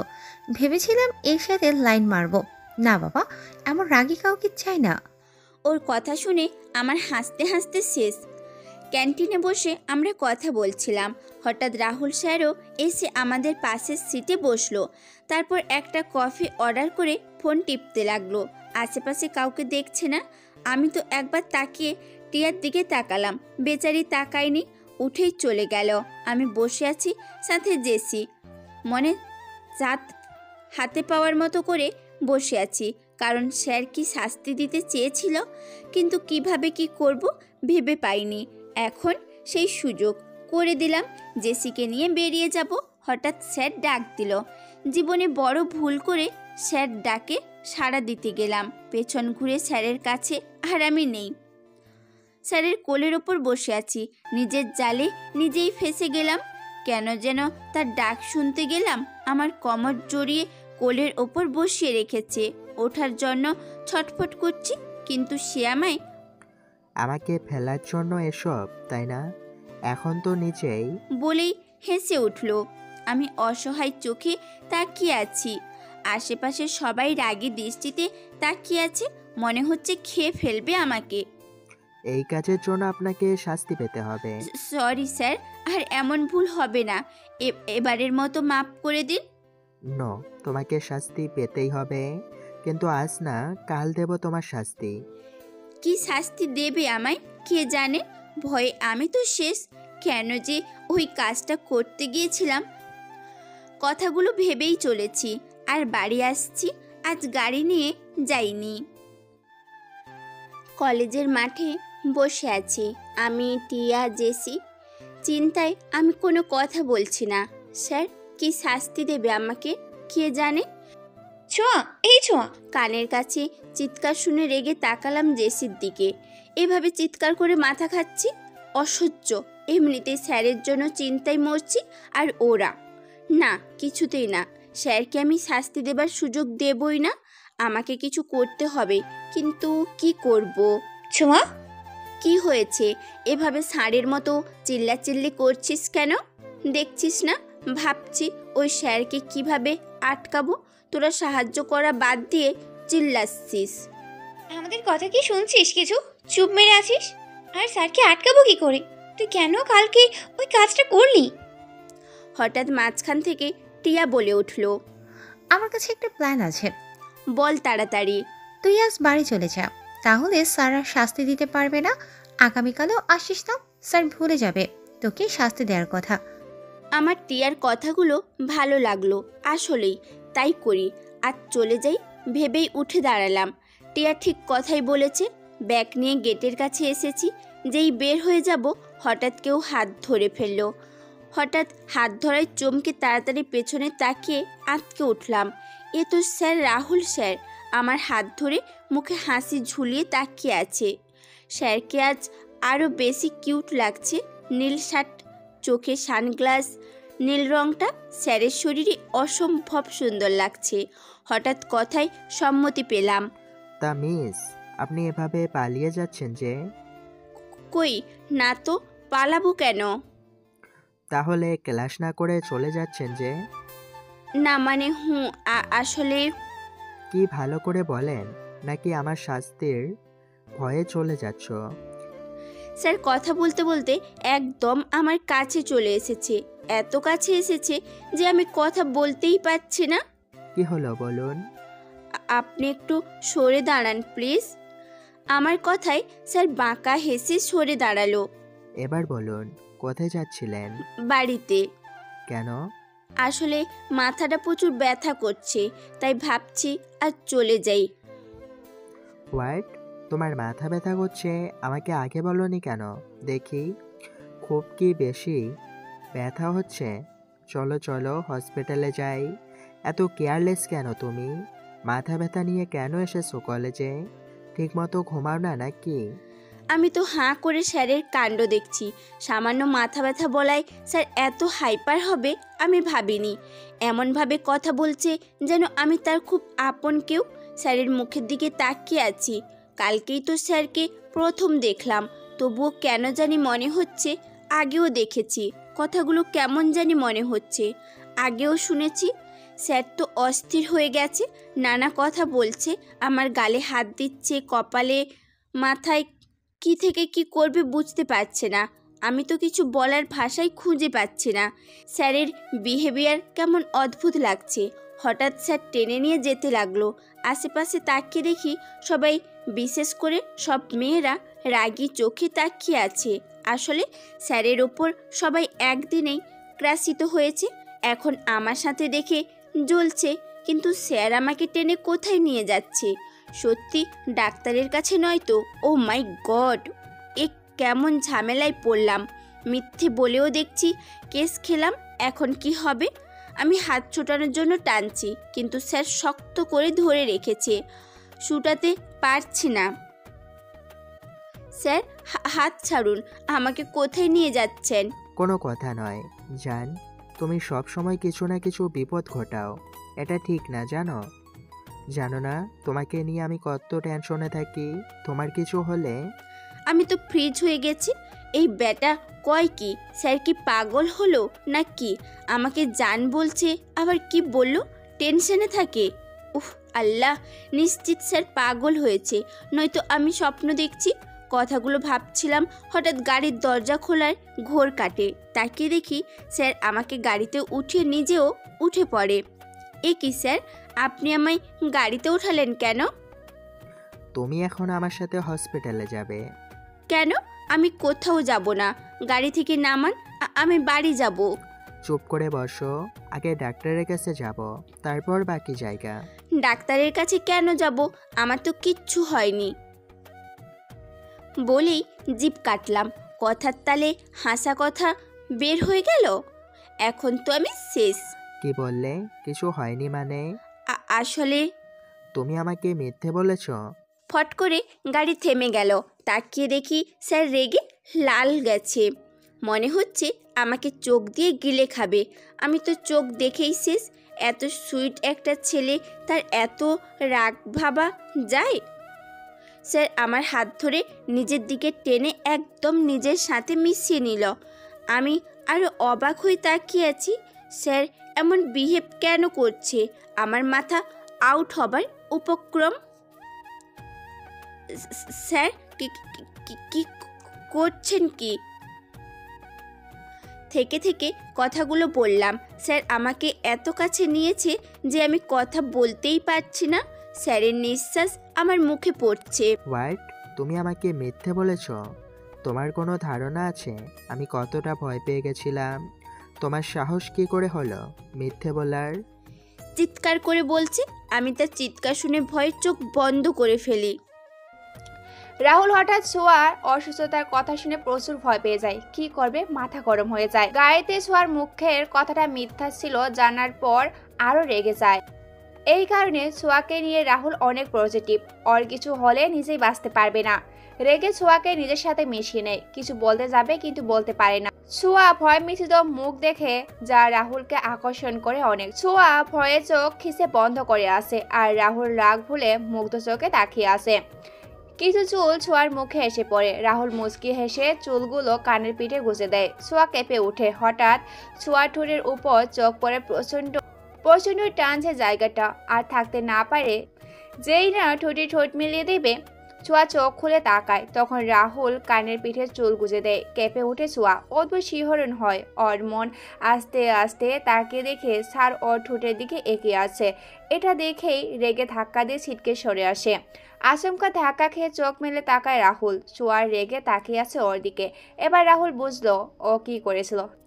না, এটা ভুল করছিলাম। আমার সমস্ত প্ল্যান এখানেই শেষ হতে যাচ্ছিল। কিন্তু কি করবে রাহুল? ছোঁয়া ওর কাছে থাকলে ও নিজেকে সামলাতে পারে না। ছোঁয়া নিজের রুমে শুয়ে আছে। রাত বাজে 8টা রাতে। ছোঁয়া রুমে বসে ভাবছে স্যার এত হাইপার হলো কেন? আর আচার খাচ্ছে। আম্মু আচার বানিয়েছে। আমের আচার ছোঁয়ার অনেক পছন্দ। স্যারকে নিয়ে অনেকগুলো চিন্তা মাথায় ঘুরপাক খাচ্ছে। স্যার সামান্য মাথা ব্যথা বলাতে এত অস্থির হয়ে উঠল যেন ব্যথা আমার না তার হচ্ছে। কিন্তু কেন? স্যারকে তখন অনেক দুর্বল লাগছিল। মুখে স্পষ্ট আমার জন্য কষ্ট, কিন্তু আমার জন্য স্যার কেন? আমি তো স্যারের আপন কেউ না। আমার জন্য সে কেন? ধুর, মাথায় কিছুই ঢুকছে না। হঠাৎ ফোনে টুং শব্দ বেজে উঠল। হাতে নিয়ে দেখি মেসেজ। এটা তো সেই নাম্বার, ভিলিয়ান লাভার। সঙ্গে সঙ্গে আচারের বাটি রেখে ভালো করে দেখি লেখা আছে, মায়াবতী এত আচার খেও না, তোমার পেট ব্যথা করবে। আমার চোখ তো চড়ক গাছ হয়ে গেল কথা শুনে। বেটা কয় কি? সে জানলো কি করে আমি আচার খাচ্ছি? আমার রুমে সিসিটিভি রাখে না তো? ওহ মোর আল্লাহ, আমি কত কিছু করি, তার মানে সব দেখে। মাথায় হাত দিয়ে খুঁজতে লাগলাম কিছু আছে নাকি ঘরে। আবার মেসেজ আসলো। দৌড়ে হাতে নিয়ে দেখি। এত খুঁজে লাভ নেই মোর জান, চুপচাপ শুয়ে পড়। কত রাত হয়েছে খেয়াল আছে? শরীর খারাপ করবে তো। আমি তো হাঁ হয়ে আছি। কে এই ভিলিয়ান? নিশ্চয়ই ওই দিকটা, ওই গুন্ডাটা। কিন্তু সে আমার পিছু এখনো ছাড়েনি না। কি করে একে ঘাট থেকে নামাবো? উফ, আমার মাথা নষ্ট হয়ে যাবে। একে তো স্যারকে নিয়ে চিন্তা, এখন আবার এই ভিলিয়ান। দূর, আর ভাবতেই পারছি না। শুয়ে পড়ে আচার রেখে খাটে শুয়ে পড়লাম। রাহুল ছোঁয়ার বারান্দায় ছিল এতক্ষণ। ছোঁয়াকে কি করছে সব বারান্দা থেকে দেখছে আর মেসেজ করছে। শোয়ার কিছুক্ষণ পর রাহুল ভিতরে আসে। এসে শোয়ার পাশে খাটে বসে পড়ে। ছোঁয়া ঘুমিয়ে পড়েছে। রাহুল মুগ্ধ চোখে ছোঁয়ার দিকে তাকিয়ে আছে। যত দেখে ততই মত ভরে না। কেন আমায় পাগল করলি তুই? তোকে ছাড়া আমার তো কিচ্ছু ভালো লাগে না। সব সময় মন চায় তোকে পাশে রেখে তোর দিকে তাকিয়ে থাকি। আমার বুকের মধ্যে রাখতে চাই। এই বুকটা খুব খালি থাকে, থাকতে পারি না। তুই আমার জীবন হয়ে গেছিস। চোখ আড়াল হলেই পাগল হয়ে যায়, আমার দুনিয়া অন্ধকার হয়ে যায়। কথাগুলো বলে রাহুল ছোঁয়ার মাথাটা বালিশ থেকে উঠিয়ে নিজের বুকের মাঝে শক্ত করে চেপে ধরে ওভাবে ধরে অনেকক্ষণ বসে থাকে। তারপর মাথা বালিশে রেখে কপালে কিস করে বেরিয়ে আসে রাহুল। ওর গোডাউনে বসে আছে। বস, আশিফ কোনো একটা ষড়যন্ত্র করছে, ওকে দেখা যাচ্ছে না ইদানিং। ওর যা খুশি করতে দে, আমিও এখন দেখতে চাই ও কি করতে পারে। অনেক কিছু পরিকল্পনা করতে লাগে। আশিফ যে কোনো সময় কোনো আঘাত হানতে পারে। পরের দিন ছোঁয়ার ঘুম ভাঙে, মেসেজের শব্দে বিরক্ত হয়ে চোখ মেলে তাকায়, দেখে সেই নাম্বার। উফ, পাগল করে দেবে। রেগে ফোন বিছানায় রেখে ফ্রেশ হতে চলে গেলাম। রেডি হয়ে নিচে এলাম। কি রে, খাবি না? না আম্মু, আমি কলেজে গিয়ে খেয়ে নিব। তুমি এখন খেতে বলো না, আমি খেতে পারবো। এটা কেমন কথা? তাড়াতাড়ি আয়। এত অনিয়ম আমি কিন্তু কিছুতেই মেনে নিব না। আম্মু, বোঝার চেষ্টা করো, আমি এখন খেতে পারবো না, প্লিজ আমি গিয়ে খাবো। বলেই চলে এলাম। পেছন থেকে আম্মু অনেক ডেকেছে, শুনিনি। বাইরে এসেই দেখি একটা গাড়ি। এটা তো চেনা লাগছে। এটা তো স্যারের গাড়ি। আমি গাড়ির দিকে এগিয়ে গেলাম, অমনি দরজা খুলে বেরিয়ে এলো স্যার। আমি তো হাঁ করে তাকিয়ে আছি।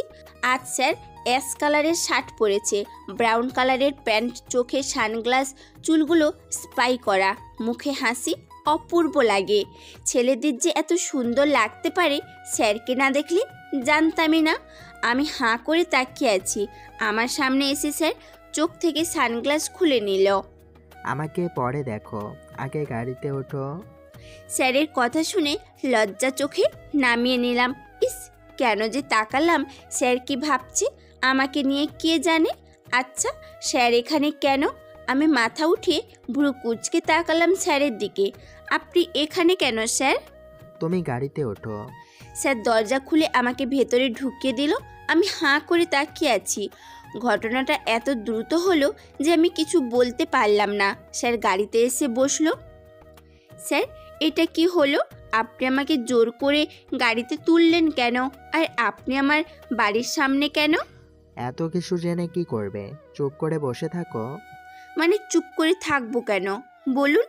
হঠাৎ গাড়ি থামিয়ে বলতে লাগলো, এই, তুমি তো খাওনি তাই না? চলো খেয়ে আসি। হোয়াট? আমি মনে মনে ভাবছি, এনে জানলো কি করে আমি খাই না? ও গড, কি হচ্ছে এসব? কালোই ভিলিয়ান সব বলল, এখন এ আমার সাথেই। কি হচ্ছে এসব? হঠাৎ দরজা খোলার শব্দে তাকিয়ে দেখি স্যার বাইরে দাঁড়িয়ে আছে। স্যার, আপনি বাইরে গেলেন কখন? আমার কথার উত্তর না দিয়ে স্যার দরজা খুলে বাইরে বের করে নিল। সামনে তাকিয়ে দেখি এটা একটা রেস্টুরেন্ট। স্যার কি সত্যি খেতে এসেছে? আমি খেয়ে আসিনি দেখে রেস্টুরেন্টে বসে আছি। স্যার, আপনি জানলেন কি করে আমি খাইনি? অমনি জেনেছি, তোমার সব কিছু আমার জানা। কি বললেন স্যার? জোরে বলেন, আমি কিচ্ছু শুনিনি। কি খাবে বলো? আমার প্রশ্নের উত্তর দিন। খাবার অর্ডার দাও। আমি খাবো না। স্যার নিজের অর্ডার দিল খাবার। আমি জিজ্ঞেস করেই চলেছি, কিন্তু কিচ্ছু বলছে না। রাগে আমার শরীর কাঁপছে। স্যারের বিহেভ অনেক অদ্ভুত। কি হচ্ছে? আমি মাথার ওপর দিয়ে যাচ্ছে। আশেপাশে তাকিয়ে দেখি সবাই হাঁ করে স্যারের দিকে তাকিয়ে আছে, যেন চোখ দিয়ে গিলে খাবে। অসহ্য। একটু পর খাবার চলে এলো। সব আমার পছন্দের খাবার। খিদে পেয়েছিলই। খাবার দেখে রাগের কথা ভুলে খেতে যাব। হঠাৎ স্যার আমার খাবার নিজে নিয়ে নিল। আমি তো অবাক হয়ে তাকিয়ে আছি। এভাবে অপমান রাগে মন চাচ্ছে স্যারের সবগুলো চুল ছিঁড়ে ফেলতে। অপমানের রাগে আর স্যারের দিকে তাকাতে পারলাম না। অন্যদিকে ফিরে রইলাম। হঠাৎ কেউ আমার মুখের সামনে খাবার ধরল।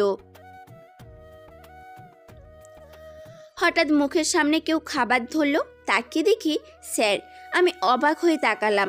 এখনই তো হাতের কাছ থেকে টেনে নিল, আবার এখন মুখে তুলে দিচ্ছে। পেয়েছে কি? এই স্যারের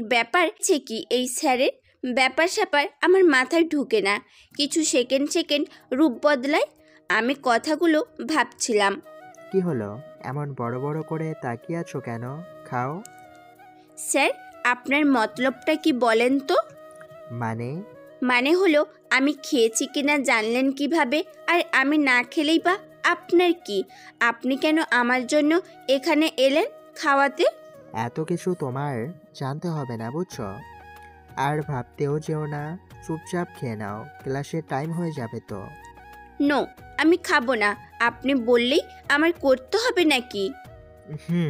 করতে হবে, খাও। না, আমি না করেই চলেছি। কেন খাবো? এখনই তো নিয়ে নিল, আবার সাধছে। আর স্যার যে কেন আমার সাথে এমন বিহেভ করছে। হঠাৎ আশেপাশে চোখ গেল, সব মেয়েরা হাঁ করে তাকিয়ে আছে, যেন চোখ দিয়ে গিলে খাবে। কেন জানি রাগ হলো, কটমট চোখে তাকিয়ে আছি। হঠাৎ স্যার আমার মুখে খাবার পুরে দিল। আমি চোখ বড় বড় করে তাকিয়ে আছি স্যারের দিকে। আমি সত্যি ভাবিনি এভাবে খাবার দিবে। কথাও বলতে পারছি না খাবারের জন্য। এখন খাবার খেয়ে কথা বলাটাই কর। খাবার নিয়ে করলে তো বুঝি কিছু জান। স্যারের কথা শুনে রাগে আমার শরীর কাঁপছে, কিন্তু কিছু বলতে পারছি না। খাবার চিবুতেও মন চাইছে না, কিন্তু নইলে তো কিছু বলতেই পারবো না, তাই খেতে লাগলাম। কিন্তু এটা এত জ্বালা কেন? উফ, প্রচুর ঝাল লাগছে। আমি ঝাল খেতে পারি না। অনেক কষ্টে শেষ করলাম। কিছু বলতে যাব, স্যার আবার মুখে খাবার ঢুকিয়ে দিল। না কিছু বলতে পারছি না সইতে পারছি। ঝালে চোখ দিয়ে পানি পড়া শুরু করেছে। ঘেমে একাকার হয়ে গেছি। শিওর মরিচ ছিল, তাই এমন লাগে। ফেলে দিতে গেলে সবাইকে দেখে আর করি না। রাহুল খেয়াল করলো ছোঁয়াকে দেখতে কেমন জানি লাগছে, ঘেমে গেছে, ঠোঁট লাল হয়ে চোখ দিয়ে পানি পড়ছে। কিছু বলতে চাইছে, কিন্তু খাবারের জন্য বলতেও পারছে না। এখন রাহুলের নিজের প্রতি রাগ লাগছে। কেন যে জোর করতে গেল ছোঁয়াকে, এমন লাগছে কেন? রাহুল চিন্তিত হয়ে ছোঁয়াকে কাছে নিয়ে এসে জিজ্ঞাসা করলো। অস্পষ্ট সুরে ঝাল শব্দটা কানে আসে। রাহুল ছোঁয়াকে ছেড়ে খাবার মুখে দিল। অনেক বেশি ঝাল হয়েছে বিরিয়ানিটা। রাহুল জানে ছোঁয়া ঝাল খেতে পারে না। এই খাবারটা তো অনেক ঝাল। এটা খাওয়ানোর জন্য ছোঁয়া এমন অসুস্থ হয়ে যাচ্ছে। কি করে ঝাল কমাবে? রাগে রাহুল লাল হয়ে চিৎকার চেঁচামেচি করা শুরু করে দিয়েছে। ওয়েটাররা ভয়ে কাছে আসতে পারছে না। সবাই রাহুলকে চিনে, সে একজন মাফিয়া। কি করবে? ছোঁয়াকে পানি দিচ্ছে, কিন্তু কাজ হচ্ছে না। তাই আর কিছু না ভেবে ছোঁয়াকে নিজের সাথে মিশিয়ে ঠোঁটে ঠোঁট ডুবিয়ে দেয়। রুডলি কিস করতে থাকে। আশেপাশের মানুষ যেন চোখ বড় বড় করে তাকিয়ে আছে। সেদিকে রাহুলের খেয়ালও নেই, ও আছে ওর মায়াবতীকে নিয়ে। ছোঁয়া যখন বুঝতে পারলো ওর সাথে কি হচ্ছে, তখন ছুটাছুটি করতে লাগলো। দীর্ঘ 15 মিনিট পর ছেড়ে দিল রাহুল। ছোঁয়া কথা কি বলবে, অত ফ্রিজ হয়ে গেছে। এমন কিছুর জন্য মোটেও প্রস্তুত ছিল না। কি রিয়াকশন করা উচিত ভেবে পাচ্ছে না। অবাক করার বিষয়, এখন আর ছোঁয়া ঝাল লাগছে না। মাথা নিচু করে বসে আছে। আশেপাশের মানুষ অদ্ভুত নজরে দেখছে। লাজ, লজ্জা, রাগ সব মিলিয়ে ছোঁয়া বোবা হয়ে গেছে। কলেজে বসে আছে ছোঁয়া, টিয়া আর জেসি কথা বলে যাচ্ছে, কিন্তু ছোঁয়া চুপ করে আছে, কিছুই বলছে না। কি রে, বোবা হয়ে আছিস কেন? ছোঁয়া কথা বল, তুই আর স্যার একসাথে এলি কি করে? বল, কি হলো বল। আল্লাহ, এই মেয়ের হয়েছে কি? তোর কথা বলবি না? অবশেষে ছোঁয়া নিজেকে ঠান্ডা করে কথা বলে আর রেস্টুরেন্টের সব খুলে বলে। দুজনের চোখ কঠোর থেকে বেরিয়ে আসার অবস্থা। ছোঁয়া, তুই ঠিক বলছিস। তোর কি মনে হয় আমি মিথ্যে বলবো? না, কিন্তু বিলিভ করতে কষ্ট হচ্ছে। কেন? আমি শিওর স্যার তোকেই ভালোবাসে। হোয়াট? আমি শিওর ভালো না বাসলে এসব করতো না স্যার। সত্যি কি স্যার আমাকে ভালোবাসে? দূর, না কি ভাবছি? সে আমার স্যার, সে কেন এসব? কিন্তু তাহলে স্যার অমন করে কেন? আর ছোঁয়াটা আমার খুব পরিচিত লাগছে, যেন আগে ও এই ছোঁয়া পেয়েছি। রাতে রুমে বসে আছি, হঠাৎ কেউ আমার চোখ আটকে ধরলো। হঠাৎ পেছন থেকে কেউ চোখ ধরলো। চমকে এমন হয় ঘাবড়ে গেল ছোঁয়া। অন্য সময় হলে হয়তো এমন হতো না। এমন অনেক সময় আব্বুও করে, কিন্তু আজ রাগ হচ্ছে। এমনি নানা কথা ভাবছিল স্যারকে নিয়ে। স্যার কেন এমন করছে, তার মাঝে ব্যাঘাত ঘটালো এই হাত। রেগে হাতের উপরে হাত রেখে বলতে লাগলো, উফ আব্বু, আমার ভালো লাগছে না, সরাও হাত। কি হলো? আমার সামনে এসে বসো দূরে, আমি তো চিনছি তোমাকে। বলে চোখ বন্ধ করে ফেলল। এ কি? এটা তো আব্বুর হাত না? আব্বুর হাতে আংটি আছে 3টা, যা ধরে বুঝতে পারি এটা আব্বুর, কিন্তু এই হাতে তো আংটি আছে 2টি। এটা কে তাহলে? হাতও সরাচ্ছে না। এবার ভয় হতে লাগলো। ভয় মিশ্রিত গলায় কে কে বলে উঠে, সাড়া না পেয়ে যেই কেঁদে দেব, কেউ হাত সরিয়ে সামনে এসে বসে। আমি তাকে দেখে অবাক হয়ে যাই। আমি কাকে দেখছি? প্রায় 6 মাস পর দেখছি। আমি হাঁ করে তাকিয়ে আছি। কি হলো? এভাবে তাকিয়ে আছিস কেন? ভাইয়া, তুমি? আমি কেন? আমার তো বিশ্বাসই হচ্ছে না তুমি এতদিনে। খুব ব্যস্ত ছিলাম। ও, কিন্তু তুমি এতদিন আমাদের কারোর সাথে যোগাযোগ করনি কেন? ফুপি তো তোমার চিন্তায় শেষ। বিজি ছিলাম রে, কাজে অনেক, তাই। যত বিজিই থাকো না কেন, তোমার যোগাযোগ রাখা উচিত ছিল। যোগাযোগ করে একটু কথা বললে কি এমন ক্ষতি হতো শুনি? সামনের লোকটি কানে হাত দিয়ে ছড়ি বলে, এই যে কানে ধরে বলছি, আর কখনো এমন করব না, হয়েছে? সোয়া যার সাথে কথা বলছে সেই হচ্ছে সোয়ার ফুফাতো ভাই রিফাত। 6 মাস আগে রিফাত হঠাৎ উধাও হয়ে যায়, তাই সবার খুব চিন্তা কোথায় আছে, কি করছে। রিফাত শুধু বলেছে ব্যবসা করবে। আজ হঠাৎ দেখে অবাকই হচ্ছে। সব শুনে জানতে পারলো কি ব্যবসা করছে, সেটা এখন ভালো আছে, তাই এখন থেকে এখানেই থাকবে। কিছুক্ষণ গল্প করলো, কিন্তু ছোঁয়ার গল্প মন দিতে পারছে না। বারবার স্যারের ব্যবহার মনে পড়ছে, কিন্তু ভাইয়াকে বলতেও পারছে না।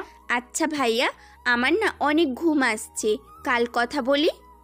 আচ্ছা তাহলে ঘুমা, কিন্তু কাল তো আর হবে না, আমি তো সকালেই চলে যাচ্ছি। ও, একটা কথা, কাল কোথায় ঘুরতে যাবি? আমার তো কলেজ আছে। কলেজ শুরু আগে। আচ্ছা। রিফা চলে গেল। সোয়া নিজের ঠোঁটে হাত দিয়ে আয়নার কাছে গেল। স্যার, আমাকে এখানে না না ভাবতে কেমন লাগছে, কিন্তু এটা স্যার কেন করলো? অন্য কিছু করেও তো ঝাল কমাতে পারতো, ওটাই কেন? জেসি আর টিয়া যে বলল স্যার আমাকে ভালোবাসে, সত্যি কি বাসে? রাহুল গুড়াউনে রাগী মুখ করে বসে আছে। রাগে ওর শরীর কাঁপছে। সবাই ভয়ে ভয়ে তাকিয়ে আছে। চিৎকার করে ওঠে, বস, আমরা খোঁজ নিয়ে এসেছি। সঙ্গে সঙ্গে রাহুলের মুখ উজ্জ্বল হয়ে উঠল। ও রাগ স্থগিত করে তাকালো। বস, আসিফ রবিবার মেয়ে বাজার করবে, আর কালকে সবাইকে ওর গোপন গোডাউনে আনবে। 2 জন মেয়ে এখনো পায়নি। ভেরি গুড, আমরা তাহলে পরশু যাব সবাইকে উদ্ধার করতে। ওকে। সবাই মাথা নেড়ে সম্মতি দেয়। পরের দিন রাহুল কলেজে যাওয়ার আগে সোয়াকে নিতে আসে, কিন্তু সোয়াকে পায় না। অনেকক্ষণ ওয়েট করে অধীর আগ্রহ নিয়ে, কিন্তু খবরই নেই। কিন্তু সোয়ার আসার কোনো খবরই নেই। একদিনে জানলা দিয়ে তাকিয়ে আছে, সোয়াকে দেখাই যাচ্ছে না। ছোঁয়া কি চলে গেছে? ভালো লাগছে না। কাল রাতেও আসতে পারেনি। ওই চিন্তা করে কখন থেকে মায়াবতীকে দেখে না, কোথায় আছে, কি করছে। এক মুহূর্তে না দেখতে পেরে পাগল পাগল লাগছে নিজেকে। ওইভাবে দ্রুত কলেজের উদ্দেশ্যে রওনা দিল। কলেজে গেলেই দেখা পাবে। কলেজে এসে সারা কলেজে খুঁজতে থাকে, কিন্তু কোথাও নেই। চাতক পাখির মতো খুঁজেই চলছে। আশেপাশে সবাই হা করে তাকিয়ে আছে। সবাই ভাবছে স্যার এত ঘুরে ফিরে কাকে খুঁজছে। ব্যর্থ হয়ে বারান্দায় দাঁড়ালো। হঠাৎ চোখ গেল গেটের কাছে সোয়া দাঁড়িয়ে আছে। একটা ছেলে, যার মুখ দেখা যাচ্ছে না। সোয়া হেসে হেসে কথা বলছে। হঠাৎ ছেলেটা সোয়ার গালে হাত দিল। সোয়া হেসে সরিয়ে দিল, তারপর বাই বলে গাড়িতে উঠে বসলো। সোয়া হাত নাড়িয়ে দিল। আর রাগ সংযত করতে পারছে না। রাগে ফর্সা মুখ লাল টকবক হয়ে আছে, যেন সবাইকে ধ্বংস করে দিবে। কে ওই ছেলে? ওর সাহস কি করে হলো আমার মায়াবতীর সাথে হেসে হেসে কথা বলার? ওর এত বড় সাহস! ও আমার সোয়ার গালে হাত দেয়। ওকে তো আমি খুন করে ফেলবো ভেবে জোরে জোরে হাঁটা দেয় সোয়ার দিকে। হঠাৎ কেউ সোয়ার হাত টেনে শক্ত করে ধরে। তাকে দেখে আগে সেই হাত টেনে একটা খালি ক্লাসরুমে এনে দরজা বন্ধ করে দেয়। তারপর সোয়াকে দেওয়ালে চেপে ধরে 2 হাত মুচড়ে। সোয়া হতবাক হয়ে তাকিয়ে আছে। কি হচ্ছে কি এসব? ওর মাথার উপর দিয়ে যাচ্ছে। এ তো জোরে হাত ধরেছে যে হাত ব্যথা করছে। ছাড়ের দিকে তাকিয়ে আটকে উঠে সোয়া।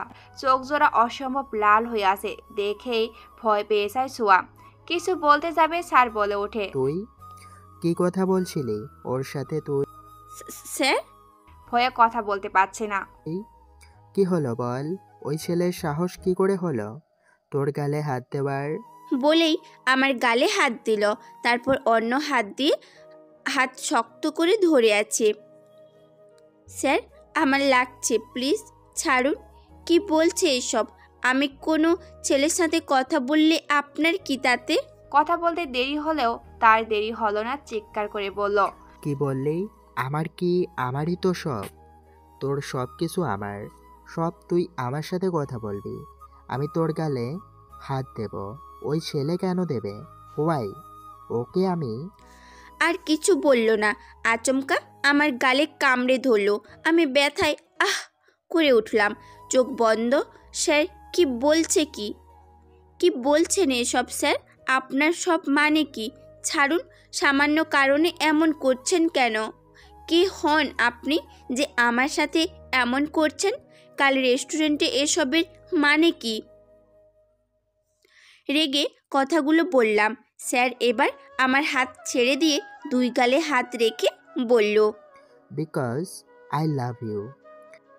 এই শোনো না, প্রতিদিন ভালোবাসার নতুন নতুন গল্প পেতে ও শুনতে চাইলে আমাদের আলোর ডায়েরি চ্যানেলটি সাবস্ক্রাইব করে পাশে থাকা বেল আইকনটি বাজিয়ে দিও, কেমন? ছোঁয়া নিজের রুমের দরজা বন্ধ করে আয়নার সামনে বসে আছে। একবার নিজের দিকে তাকাচ্ছে তো আরেকবার চিন্তা করছে। স্যার কি বলল? স্যার আমাকে ভালোবাসে? এটা কি করে সম্ভব? ওর যা বলেছিল সব সত্যি? এর জন্যই স্যারের বিহেভ আমার অদ্ভুত লেগেছিল। চিন্তা এসে যাচ্ছে। এই কলেজ থেকে এসে এভাবে ভেবে চলেছি। দরজা বন্ধ করে বাইরে থেকে কত ডাকলো সবাই, কিন্তু ছোঁয়া দরজা খোলেনি। ওর মাথা এমনও ভন ভন করছে স্যারের বলা কথাগুলো। রিফাত ভাইয়ার সাথে দেখে স্যার এতটা রিয়্যাক্ট করে ভাবা যায়? এসব কথা রেগেছিল। হাতে চোখ পড়ল, ব্যথা হয়ে আছে, কারোর সামনে যাচ্ছে না। কিভাবে যে সবার থেকে পালিয়ে এসেছে এই ঘর পর্যন্ত আল্লাহই জানে। স্যার এই গালে কামড় দিয়েছে, দাগ স্পর্শ। জেসি টিয়া জিজ্ঞেস করেছিল, কোনো রকম মিথ্যে বলে পালিয়েছি। বাড়িতে আম্মু আব্বুর সামনে গেলেও এক বিপদে পড়ব না, এর থেকে ঘরেই বসে থাকি। আজ খাবই না, ডাকুক যতই ইচ্ছে। ছোঁয়া বিছানার দিকে এগিয়ে গেল শুয়ে পড়ার জন্য। শুয়ে পড়েছি, কিন্তু ঘুম আসছে না। কি বিপদে পড়লাম। ঘড়ির দিকে তাকিয়ে দেখি 10টা বাজে। আমি উঠে বসলাম। না, বের হতেই হবে, কিন্তু কিভাবে যে কি করব? না খেয়ে ঘুম আসবে না। উঠে বাইরে উঁকি দিলাম, আম্মু নাই। তাড়াতাড়ি কিচেনে চলে এলাম। খাবার নিয়ে যেই আসতে যাব, সামনে দেখি আম্মু। আম্মুকে দেখি একটা মন ভুলানো হাসি দিলাম। এ কোথা থেকে এলো? একে তো তখন দেখলাম না। আম্মু তুমি? মা, আমি তোমার খাবার নিয়ে বসে আছি। ও আচ্ছা, এই যে নিয়েছি। আমি রুমে যাই? না, এখানে বসে খাও। আর দেখি তোমার গালে কিসে কামড়েছে। এটা শুনে আর দাঁড়ালাম না, পেছনে ঘুরে দৌড় আর চিৎকার করে বললাম, আম্মু আমার ঘুম পাচ্ছে, রুমে খেয়ে শুয়ে পড়বো। কাল তোমার সাথে কথা বলছি, কেমন? না ছোঁয়া, দেখি তোমার কি হয়েছে। কিচ্ছু হয়নি আম্মু। রুমে এসে জোরে দম নিলাম। আল্লাহ খুব জোর বাঁচিয়ে দিয়েছে। পরের দিন ছোঁয়া বাইরে দাঁড়িয়ে আছে জেসির জন্য। জেসি আসার সাথে সাথে দুজনে হাঁটা দেয় কলেজ পথে। জেসি বারবার জিজ্ঞাসা করছে কালকের কথা। অবশেষে আর না বলে পারল না, সব খুলে বলল। সব শুনে যেন অবাক হয়ে ছোঁয়াকে রাস্তায় দাঁড় করিয়ে হাঁ করে আসে। এই কি হলো? এভাবে তাকিয়ে আছিস কেন? দোস্ত, স্যার তোরেই ভালোবাসি। কি সুন্দর পোলাটা, আমার তো হিংসে হচ্ছে। তোর ভাইয়ের সাথে দেখি এই অবস্থা। জানিস তখন কত ভয়ঙ্কর লাগছিল? আমি তো ভয়ে কাঁপাকাঁপি করছি। দুজন রাস্তার মাঝে দাঁড়িয়ে এসব বিবেচনা করছিলাম। হঠাৎ কিছু লোক আমাদের ঘিরে ধরে। আমি আর জেসি তো ভয়ে শেষ। গুন্ডা টাইপের লোক আমাদের জোর করে গাড়িতে উঠিয়ে নেয়। আমরা ছোটার চেষ্টা করছি, কিন্তু পারলাম না। কিছু একটা মুখের সামনে ধরে, আর কিচ্ছু মনে নেই। যখন চোখ খুলি নিজেকে একটা রুমে পাই। অবাক করার বিষয়, রুমে আরও অনেক মেয়ে আছে যাদের বয়স আমার মতো। আমি চোখ খুলতেই একজন পাশে এসে জিজ্ঞেস করে, কেমন লাগছে এখন? আমি কথা না বলে জেসিকে খুঁজতে লাগি। আমার পাশেই জেসিও, ওরও জ্ঞান আসছে। চোখ খুলেই আমাকে দেখে জিজ্ঞেস করলো, আমরা কোথায় আছি রে ছোঁয়া? এরা কারা? আমি জানি না কিছু। ওই মেয়ের সাথে কথা বলেই আমরা পায়ের তলে থেকে মাটি সরে গেল। ওই মেয়ের সাথে কথা বলেই আমার পায়ের তলে থেকে মাটি সরে গেল। জেসি তো চিৎকার করে কাঁদা শুরু করে দিয়েছে। হঠাৎ একটা বন্দুক হাতে লোক রুমে প্রবেশ করলো আর বলল যেন না কাঁদি, কাঁদলে খবর করে ছাড়বে। চুপচাপ থাকতে বলে চলে গেল লোকটি। ওই মেয়েও বলল এরা নাকি পাচারকারী, তাদেরকেও পাচার করার জন্য ধরে এনেছে। আজ সন্ধ্যাই হবে। আমি ঘড়ির দিকে তাকিয়ে দেখলাম 3টা বাজে। চোখ বড় বড় করে একে অপরের দিকে তাকাই, কারণ আমরা কলেজে যাচ্ছিলাম 10টার 10 মিনিট আগে, আর এখন 3টে। এতক্ষণ ছিলাম বেহুশ। জেসি, আমাদের এখান থেকে যে করেই হোক পালাতে হবে। চল ট্রাই করি। কিভাবে কি করবি? কত লোক পাহারা দিচ্ছে, দেখতে পাচ্ছিস? কিন্তু এভাবে চুপ করে বসে কি বিক্রি হবি? না, আমার কি হবে রে ছোঁয়া? শেষে কিনা বিক্রি হব? আমাকে বাঁচা তুই। আমার জানির কি হবে? ও তো আমাকে একদিনও না দেখে পাগল হয়ে যাবে। বলে কান্না শুরু করলো। তুই তোর ফালতু পেচাল বাদ দিবি আর ভাব কি করে পালানো যায়। আমি কি ভাববো? আমার মাথায় কিচ্ছু আসবে না রে বোন, তুই ভাব। আমার মতে কিছু করতে পারবো না। ধুর, চুপ থাক। ছোঁয়া ভেবেই চলেছে কি করে পালানো যায়। রুমে জানলা একটা। এ কেমন রুম রে বাবা, সব মেয়েরাই বসে আছে। আমি জেসিকে নিয়ে ওদের কাছে গেলাম আর সব বললাম। ওরা খুশি হলো পালানোর কথা শুনে, কিন্তু মুহূর্তেই মুখ শুকিয়ে ফেললো, কারণ এত পাহারার লোক, তাতে পালানো মুশকিল। তাও সাহস করলাম আমি, একটা রিস্ক নিতেই হবে। সব বলল ভয় নিয়ে, একটু আশায় রাজি হলো সবাই। রাত্রিকে অজ্ঞানের এডিটিং করতে বললো। শুরু হলো চেঁচামেচি। আমরা সবাই চিৎকার করছি যাতে দরজা যারা আছে তাদের ভেতরে আনার জন্য, আর সফল হলাম। ও সবাই বলতে 4 জন এসেছে দেখার জন্য কি হয়েছে। আমরা দরজার কাছে ছিলাম। তারা দরজা খুলে ভিতরে প্রবেশ করতেই সবগুলো রুমে বাইরে বেরিয়ে দরজা বাইরে থেকে লাগিয়ে দিলাম। সবার মুখে হাসি, কিন্তু বেশিক্ষণ টিকলো না। এই হাসি রুমের বাইরে তো এসেছি, কিন্তু সামনে যে আরও বড় বিপদ রাখবে কে জানতো। 10 জনের মতো লোক আমাদের ঘিরে ধরবে, এরা নিশ্চয়ই বাইরে ছিল। এদের কথা মনেই ছিল না। ভয়ে সবাই শেষ। এখন আমারও ভয় করছে। ভয়ে সব সাহস শেষ। আমি কাঁপছি। জেসি তো কেঁদেই দিয়েছে। সবাই আমার দিকে তাকিয়ে আছে। ওরা জিজ্ঞেস করছে এই পালানোর বুদ্ধি কে দিয়েছে। কেউ মুখে বলেনি, কিন্তু আমার দিকে তাকানোতে হয়তো বুঝে গেছে আমি এবার শেষ। লোকটা হাতের বন্দুক আমার মাথায় ধরলো। ভয়ে আমি চোখ বন্ধ করে আছি। এই বুঝি শেষ নিঃশ্বাস ছাড়তে হবে, আর আম্মু আব্বুকে দেখা হবে না। চোখ দিয়ে পানি পড়ছে। হঠাৎ স্যারের মুখটা ভেসে উঠল। কালকেই স্যার আমাকে ভালোবাসি বলল, আর আজই স্যারকে দেখতে ইচ্ছে হচ্ছে। অতি ভয় আর রক্তে আমি দিশেহারা হয়ে যাই। আজও তাই হচ্ছে। অতি ভয় আর রক্তে আমি দিশেহারা হয়ে যাই। আজও তাই হচ্ছে। জেসি না কিছু বললে আমাকে ছেড়ে দিতে বলছে, কিন্তু কে শুনে কার কথা। হঠাৎ গুলির শব্দে সাথে সাথে আর চোখ বন্ধ হয়ে গেল। একেবারে চোখ মেলে তাকিয়ে দেখলাম, কিন্তু বেশিক্ষণ রাখতে পারলাম না।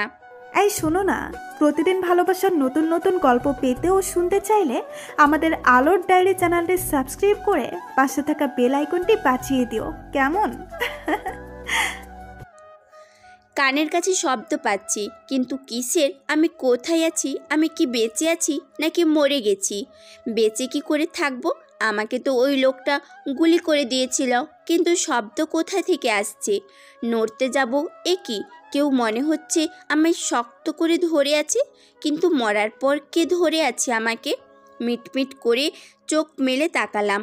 আর যা দেখলাম তাতে আমার চোখ কপালে। স্যার আমাকে ধরে আছে, কিন্তু স্যার কি করে? আমি যদি মরে গিয়ে থাকি স্যার কোথা থেকে এলো? স্যারও কি মরে গেছে? সঙ্গে সঙ্গে মুখে হাত দিলাম।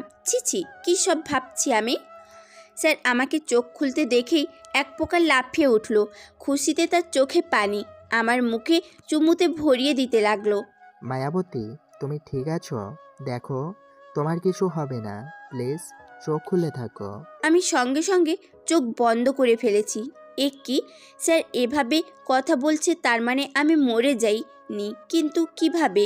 ওই লোকটা তো আমার মাথায় রিভলভার ধরেছিল। হঠাৎ গুলির আওয়াজে কথা মনে পড়ল। সঙ্গে সঙ্গে ভয়ে টুকরে উঠলাম। ওরা তো আমায় মেরে দিচ্ছিল। স্যার, আমি বেঁচে আছি কি করে? বলেই চোখ মেলে তাকালাম। স্যারের মুখ মুহূর্তেই অগ্নিমূর্তি ধারণ করে আমাকে বিছানায় চেপে ধরল। ঘটনা আকস্মিক। আমি হতভম্ব হয়ে গেলাম। স্যার লাল চোখে আমার দিকে তাকিয়ে আছে। আমি হাতে ব্যথা পেয়েও আহ করে উঠলাম। স্যার সঙ্গে সঙ্গে চোখ বন্ধ করে হাতের বাঁধন ঢিলা করে দিল। আমি সাথে সাথে স্যারকে ধাক্কা দিয়ে উঠে বসলাম। স্যার প্লিজ আমার থেকে দূরে থাকবেন। খালি গা ঘেঁষেন কেন? হুম। আর আমি তো ঠিকই বলেছি, ওরা তো আমাকে মেরে ফেলতে চেয়েছিল। এখন আমি এখানে কেন বাঁচলাম কি করে জানবো না? জানি না আমি, তুমি মরার কথা কোন সাহসে উচ্চারণ করলে। যে তোমার দিকে চোখ তুলে তাকাবে তাকেও আমি মেরে পুঁতে ফেলবো, আর মারা তো দূরের কথা। বলেই আমাকে কাছে টেনে বুকে জড়িয়ে নিল। আমি স্যারের কথার আগামাথা কিছুই বুঝতে পারছি না। হঠাৎ জেসির কথা মনে পড়ল। ও তো আমার সাথে ছিল, ওর কোনো ক্ষতি হয়নি তো? আমি জোর করে মাথা উঠিয়ে, স্যার আমি এখানে কি করে এলাম? আর আমার সাথে তো জেসিও ছিল। ও কোথায়? ও ঠিক আছে তো? ওর কোনো ক্ষতি হয়নি তো? প্লিজ বলুন না স্যার। ও ঠিক আছে মায়াবতী, তুমি শান্ত হয়ে বসো প্লিজ। ওকে বাড়ি পৌঁছে দেওয়া হয়েছে। আমি এখানে কি করছি? এটা কার বাসা? আর আপনি আমাকে পেলেন কি করে? এটা আমার বাসা, আর আমি তোমাকে এখানে নিয়ে এসেছি। কিন্তু আমি তো... এত কথা বলো না, তোমার শরীর এমনিতেই দুর্বল। চুপ করে থাকো, এত ভেবে কি হবে? না প্লিজ বলুন। উনি তো আমাকে মেরে দিতে চাইছিল, আমি কি করে বেঁচে গেলাম? এটা মনে রাখো, যতদিন এই আমি বেঁচে আছি কেউ তোমার শরীরে একটা আঁচড়ও কাটতে পারবে না। বলেই আমার কপালে ঠোঁট ছোঁয়ালো। আমি হাঁ করে আছি। স্যার আমি কথা বলতে গেলেই হাত দিয়ে থামিয়ে দিচ্ছে। কিন্তু আমি শান্ত থাকতে পারছি না। কি করে কি বলো, সব জানতে ইচ্ছে হচ্ছে, কিন্তু স্যার তো কিছুই বলছে না। ফোন বের করে কাকে যেন কল দিলুক, যেন বলতে লাগলো। আমি স্যারের দিকে তাকালাম। স্যার একটা সাদা ট্রাউজার আর উপরে নীল শার্ট পরে আছে। দেখতে অনেক সুন্দর লাগছে। বরাবরের মতো আমি সব ভুলে হাঁ করে তাকিয়ে আছি স্যারের দিকে। একটু পর স্যার আমার পাশে এসে বসলো। সাথে সাথে একজন সার্ভেন্ট এসে খাবার দিয়ে যায়। স্যার নিজের হাতে আমার দিকে খাবার তুলে দেয়। আমি খাবো না, বাসায় যাব, আমাকে বাড়ি দিয়ে আসুন, সবাই চিন্তা করছে। না, আজ এখানেই থাকতে হবে। হোয়াট? কারণে তোমার বাড়ির সবাই জানে তুমি জেসিদের বাড়ি আজ থাকবে, কাল সকালে দিয়ে আসবো। এখন তাড়াতাড়ি খেয়ে ঘুমিয়ে পড়ো তো। এখন কয়টা বাজে? 11টা। আমি চোখ কপালে তুলে স্যারের দিকে তাকালাম। সময় পেরিয়ে গেছে। হাত দিয়ে খেতে গেলে স্যার আমার হাত সরিয়ে নিজে খাইয়ে দিতে লাগে। আমি হাঁ করে স্যারের দিকে তাকাচ্ছি। স্যার যে আমাকে ভালোবাসি বলেছিল এখন মনে পড়ল। সাথে সাথে লজ্জা কুঁকুরে উঠলাম। খাওয়া শেষ। ছোঁয়া এখানে শুয়ে পড়ো। আচ্ছা আপনি বের হন, আমি দরজা লাগিয়ে ঘুমাবো। হোয়াট? আমি বের হব? তাহলে আমি ঘুমাবো কোথায়? সেটি আমি কি করে বলবো? আপনাদের কি আর রুম নেই? আছে, কিন্তু এখানে ছাড়া ঘুম হয় না। তাহলে আপনি এখানে শুয়ে পড়েন, আমি অন্য রুমে শুয়ে পড়ব। না। মানে কি? আপনিও যাবেন না, আমিও না? তাহলে কি না ঘুমিয়ে জেগে থাকবো? এক রুমে ঘুমাই। পাগল নাকি? এই রুমে কি বলছেন? একদম না, আমি তাহলে ঘুমোবই না। রাহুল স্যার আমার পাশে এসে বসে আমার দিকে তাকিয়ে বলল, আমাকে বিলিভ করতে পারো মায়াবতী, তোমার সাথে খারাপ কিছু করব না। অধিকার নিয়েই যা করার করব, তার আগে কিছু করব না। আমি কি বলবো বুঝতে পারছি না, কিন্তু তবুও একটা ছেলের সাথে এক রুমে ঘুমাবো ভাবতে কেমন জানি লাগছে। কিছু বলতে যাব, স্যার আমাকে জোর করে খাটে শুইয়ে দিয়ে মাথায় বিলি কেটে দিতে লাগলো। কেন জানি বিশ্বাস করতে ইচ্ছে হলো। স্যারের দিকে তাকিয়ে থেকে কখন ঘুমিয়ে পড়েছি জানি না। রাহুল ছোঁয়াকে ঘুম পাড়িয়ে দেয়। চোখে আগুন জ্বলছে ওর। মায়াবতীর দিকে নজর। এত বড় সাহস ওদের, বলে ড্রয়ার থেকে দুটো বন্দুক আর ড্রেস পরে বেরিয়ে যায়। এতক্ষণ ছোঁয়া চিন্তায় কিছু করতে পারেনি। রাহুলের লোকেরা যারা ছোঁয়াকে বন্দি করে নিয়ে গেছে সেখানে থেকে 8 জনকে বন্দি করে এনেছে। রাহুল বাসা থেকে বের হয়ে বাইরে স্টোর রুমের দিকে এগিয়ে গেল। কারো আজ রক্ষে নেই। রাহুলের জানের দিকে হাত বাড়িয়েছে। রাহুলের সামনে সবাইকে বসিয়ে রাখা হয়েছে। সবাই প্রাণ ভিক্ষা চাইছে। তুই আমার জানকে গুলি করতে গিয়েছিলি তাই না? একজনের সামনে গিয়ে দাঁড়ায়। সরি, আমি জানতাম না এই মেয়ে আপনার পরিচিত। তাই জানতি না, কিন্তু ভুল করে যে আমার কলেজায় হাত দিয়েছিস, এর শাস্তি তো তোকে পেতেই হবে। ছেলেটাকে আর কিছু বলতে না দিয়ে রিভলভার বের করে শুট করে দেয়। আর ছেলেটা উল্টো হয়ে পড়ে যায়। আমি বাসায় যাচ্ছি, ছোঁয়া জেগে যদি পারে তোরা এদের ব্যবস্থা কর। বস, মেরে দেবো নাকি? মেরে দে। মেয়েদের পাচার করার এটাই ভালো শাস্তি। আসিফ বুঝবে এবার। রাহুল বেরিয়ে আসে। বস, এবারের মতো মাফ করে দেন। তোকে মাফ করব? বলে আসিফ হিংস্র ভাগের মতো তাকালো স্বপ্নের লোকটির দিকে, যে ব্যক্তিটি আসিফের পা ধরে আছে, নিজের জান ভিক্ষা চাইছে। কিন্তু আসিফের সেদিকে খেয়ালই নেই। ওর মাথা রেগে ফেটে যাচ্ছে। সব শেষ করে দিতে ইচ্ছা করছে। ওর হাত উঁচু করে সামনে ছেলেটার বুকের কাছে ধরে। যেই গুলি করে দিবে পাশে থাকা একজন বলে উঠল, বস, ওকে মারবেন প্লিজ। এভাবে যদি রাগের মাথায় ওকে মেরে ফেলেন আমাদেরই প্রবলেম হবে। আমরা সংখ্যায় কমে যাব। আর ওই রাহুল আমাদের সাথে পেরে উঠতে সমস্যা হবে না। ও তো জানতো না আপনার পরিচিত ওই মেয়ে। জানলে কি আর আমরা তাকে তুলে আনতাম? আপনি তো বলেননি কিছু, তাই ওই মেয়েকে গুলি করতে গিয়েও হাত সরিয়ে ফেলল। আসিফ তো বলেছে রাগের মাথায় নিজেদের লোককে মারা যাবে না। একে তো ওই বাসটার দলে কতগুলো কে নিয়ে গেছে। এভাবে চলতে থাকলে আমি শেষ হয়ে যাব। নো আসিফ শেষ হতে পারে না। আর আমার নিজেকে ধরে রাখতে হলে রাহুলকে শেষ করতে হবে। সামনে না পারলেও আড়ালে কৌশলে যেভাবে হোক। ছোঁয়া কিন্তু চলে এলো। এই কুত্তার বাচ্চারা আমার ছোঁয়াকে ধরে এনেছিল। ভাবতেই সামনের লোকটা লাথি দিয়ে বসলো। সামনের লোকটি আর্তনাদ করে ছিটকে পড়ল। আসিফ ফোন থেকে ছোঁয়ার হাসিমাখা মুখে ছবি বের করে তাকিয়ে রইল। তারপর সবার দিকে তাক করে বলতে লাগলো, এই মেয়ে তোদের ভাবি, ওর গায়ে যেন কখনো কারো হাত না পড়ে। দেখে রাখ, একেবারের মতো ক্ষমা করলাম। নেক্সট এমন হলে জানে মেরে দেব। কথাগুলো বলে ছবির দিকে তাকিয়ে ঠোঁটে চুমু খেলো। এমন আকৃতি করলো যেন সত্যি মুখে খেয়েছে। আর বলতে লাগলো, খুব তাড়াতাড়ি তোমাকে নিয়ে আসবো আমার কাছে। তারপর আর কিছু ভাবার আগেই ফোন বেজে উঠল। চরম বিরক্তি নিয়ে ফোনের দিকে তাকালো। ধরার ইচ্ছে নেই, তবু ফোন হাতে নিল। আর হাতে নিতেই ভয়ে গলা আটকে গেল। জরুরি হকের নাম্বার থেকে কাপা হাতে ফোন কানে নিল।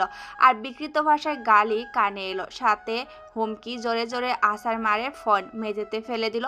আশেপাশে সবাই ভয়ে আটসাঁটো হয়ে আসিফের দিকে তাকালো। মনে মনে বলল, তোকে আমি ছাড়বো না কুত্তার বাচ্চা। তোর জন্য এতগুলো কথা আমায় হজম করতে হলো। জহিরুল হকের জন্য মেয়ে এনেছিল, কিন্তু সব বরবাদ করে দিয়েছে ও। এখন জহিরুল আমাকে তা নিয়ে হুমকি কাটলো। টাকা নিয়ে 3 লাখ টাকা নিয়েছিল। এ নিয়ে এখন সেটা হয় টাকা নয়, মেয়ে হইছে। কোন বিপদে পড়লাম। টাকা এখন কোথায় পাবো? সব তো খরচ করা শেষ। যা দেওয়া সম্ভব নয়। সারা রাত চিন্তায় একদণ্ড চোখ বোঝাতে পারল না জেসি। প্রচুর চিন্তা হচ্ছে ছোঁয়াকে নিয়ে। আর কালকে সেই ভয়ঙ্কর মুহূর্তের কথা মনে আসতে ভয়ে জড়সড় হয়ে যাচ্ছে। কি ভয়ঙ্কর মুহূর্তের সময়ের মতো রাহুল ছাড় তাদেরকে রক্ষা করে। কিন্তু এ নিয়ে শত ভেবেছে, এতদিন কি করে চেনল না? কিন্তু এ নিয়ে শত ভেবেছে, এতদিন কি করে চিনল না সে সাথে ছোঁয়ারও জন্য তো ছোঁয়া বলল স্যারকে আমার চেনা লাগে, কিন্তু ভুল করেও সেই কথা কানে নেয়নি। কাল সচোখে না দেখলে হয়তো কখনো এমন একটা মানুষকে আমি মাফিয়া ভাবতাম না, কল্পনাও করতাম না। চোখের সামনে শত মানুষের শরীর কেটে রক্ত ছড়ালো, কি ভয়ঙ্কর লাগছে, যেন চোখ দিয়ে আগুন ঝরছিল। তখন কিন্তু ছোঁয়াকে বাহুডারে বন্দি করে তার হিংসতা কেটে ভয় চলে আসে। অজস্র ভালোবাসা দিতে থাকে ছোঁয়ার মুখে। এতে প্রমাণ হয় স্যার ছোঁয়াকে কতটা ভালোবাসে। ছোঁয়াকে পাগলের মতো ডাকতে থাকে। সেদিনও হসপিটালে এমনই করেছিল, কিন্তু মাফিয়াটা কলেজের প্রফেসর হলো কি করে? মাথা ঘুরতে থাকলো। স্যারকে জিজ্ঞাসা করতে ছুটে বেরিয়েছিল। স্যার আমাকে ভূত দেখার মতো চমকে ওঠে। তুমি এখানে? ছোঁয়ার সাথে আমাকেও ধরে এনেছে। কিন্তু স্যার, আপনি এখানে এইভাবে? আপনি তাহলে সেই দিনের শপিং মলের? তুমি ঠিক ধরেছ, কিন্তু এই কথা যেন ছোঁয়া বা অন্য কারো কানে না যায়। যাও, তোমাকে ওরা পৌঁছে দিবে। আমাকে কিছু বলতে না দিয়েই স্যার চলে গেল গাড়িতে। আমি কি বলবো মাথায় আসছে না। হঠাৎ স্যার আবার আমার কাছে এসে দাঁড়ালো আর বলতে লাগলো, আর যদি বলেছো তো আমাকে তো চেনো, আমি ঠিক কি কি করতে পারি হয়তো আন্দাজ করতে পারছো, তাই মুখটা অফ রাখো। বাই শালিকা, for take care of you. বাঁকা হাসে নিজের গন্তব্যে গেল আর জেসি হতভম্ব হয়ে গেল। ফোনের রিংটোন বেজে উঠল। ফোন হাতে কানে ধরে রইল।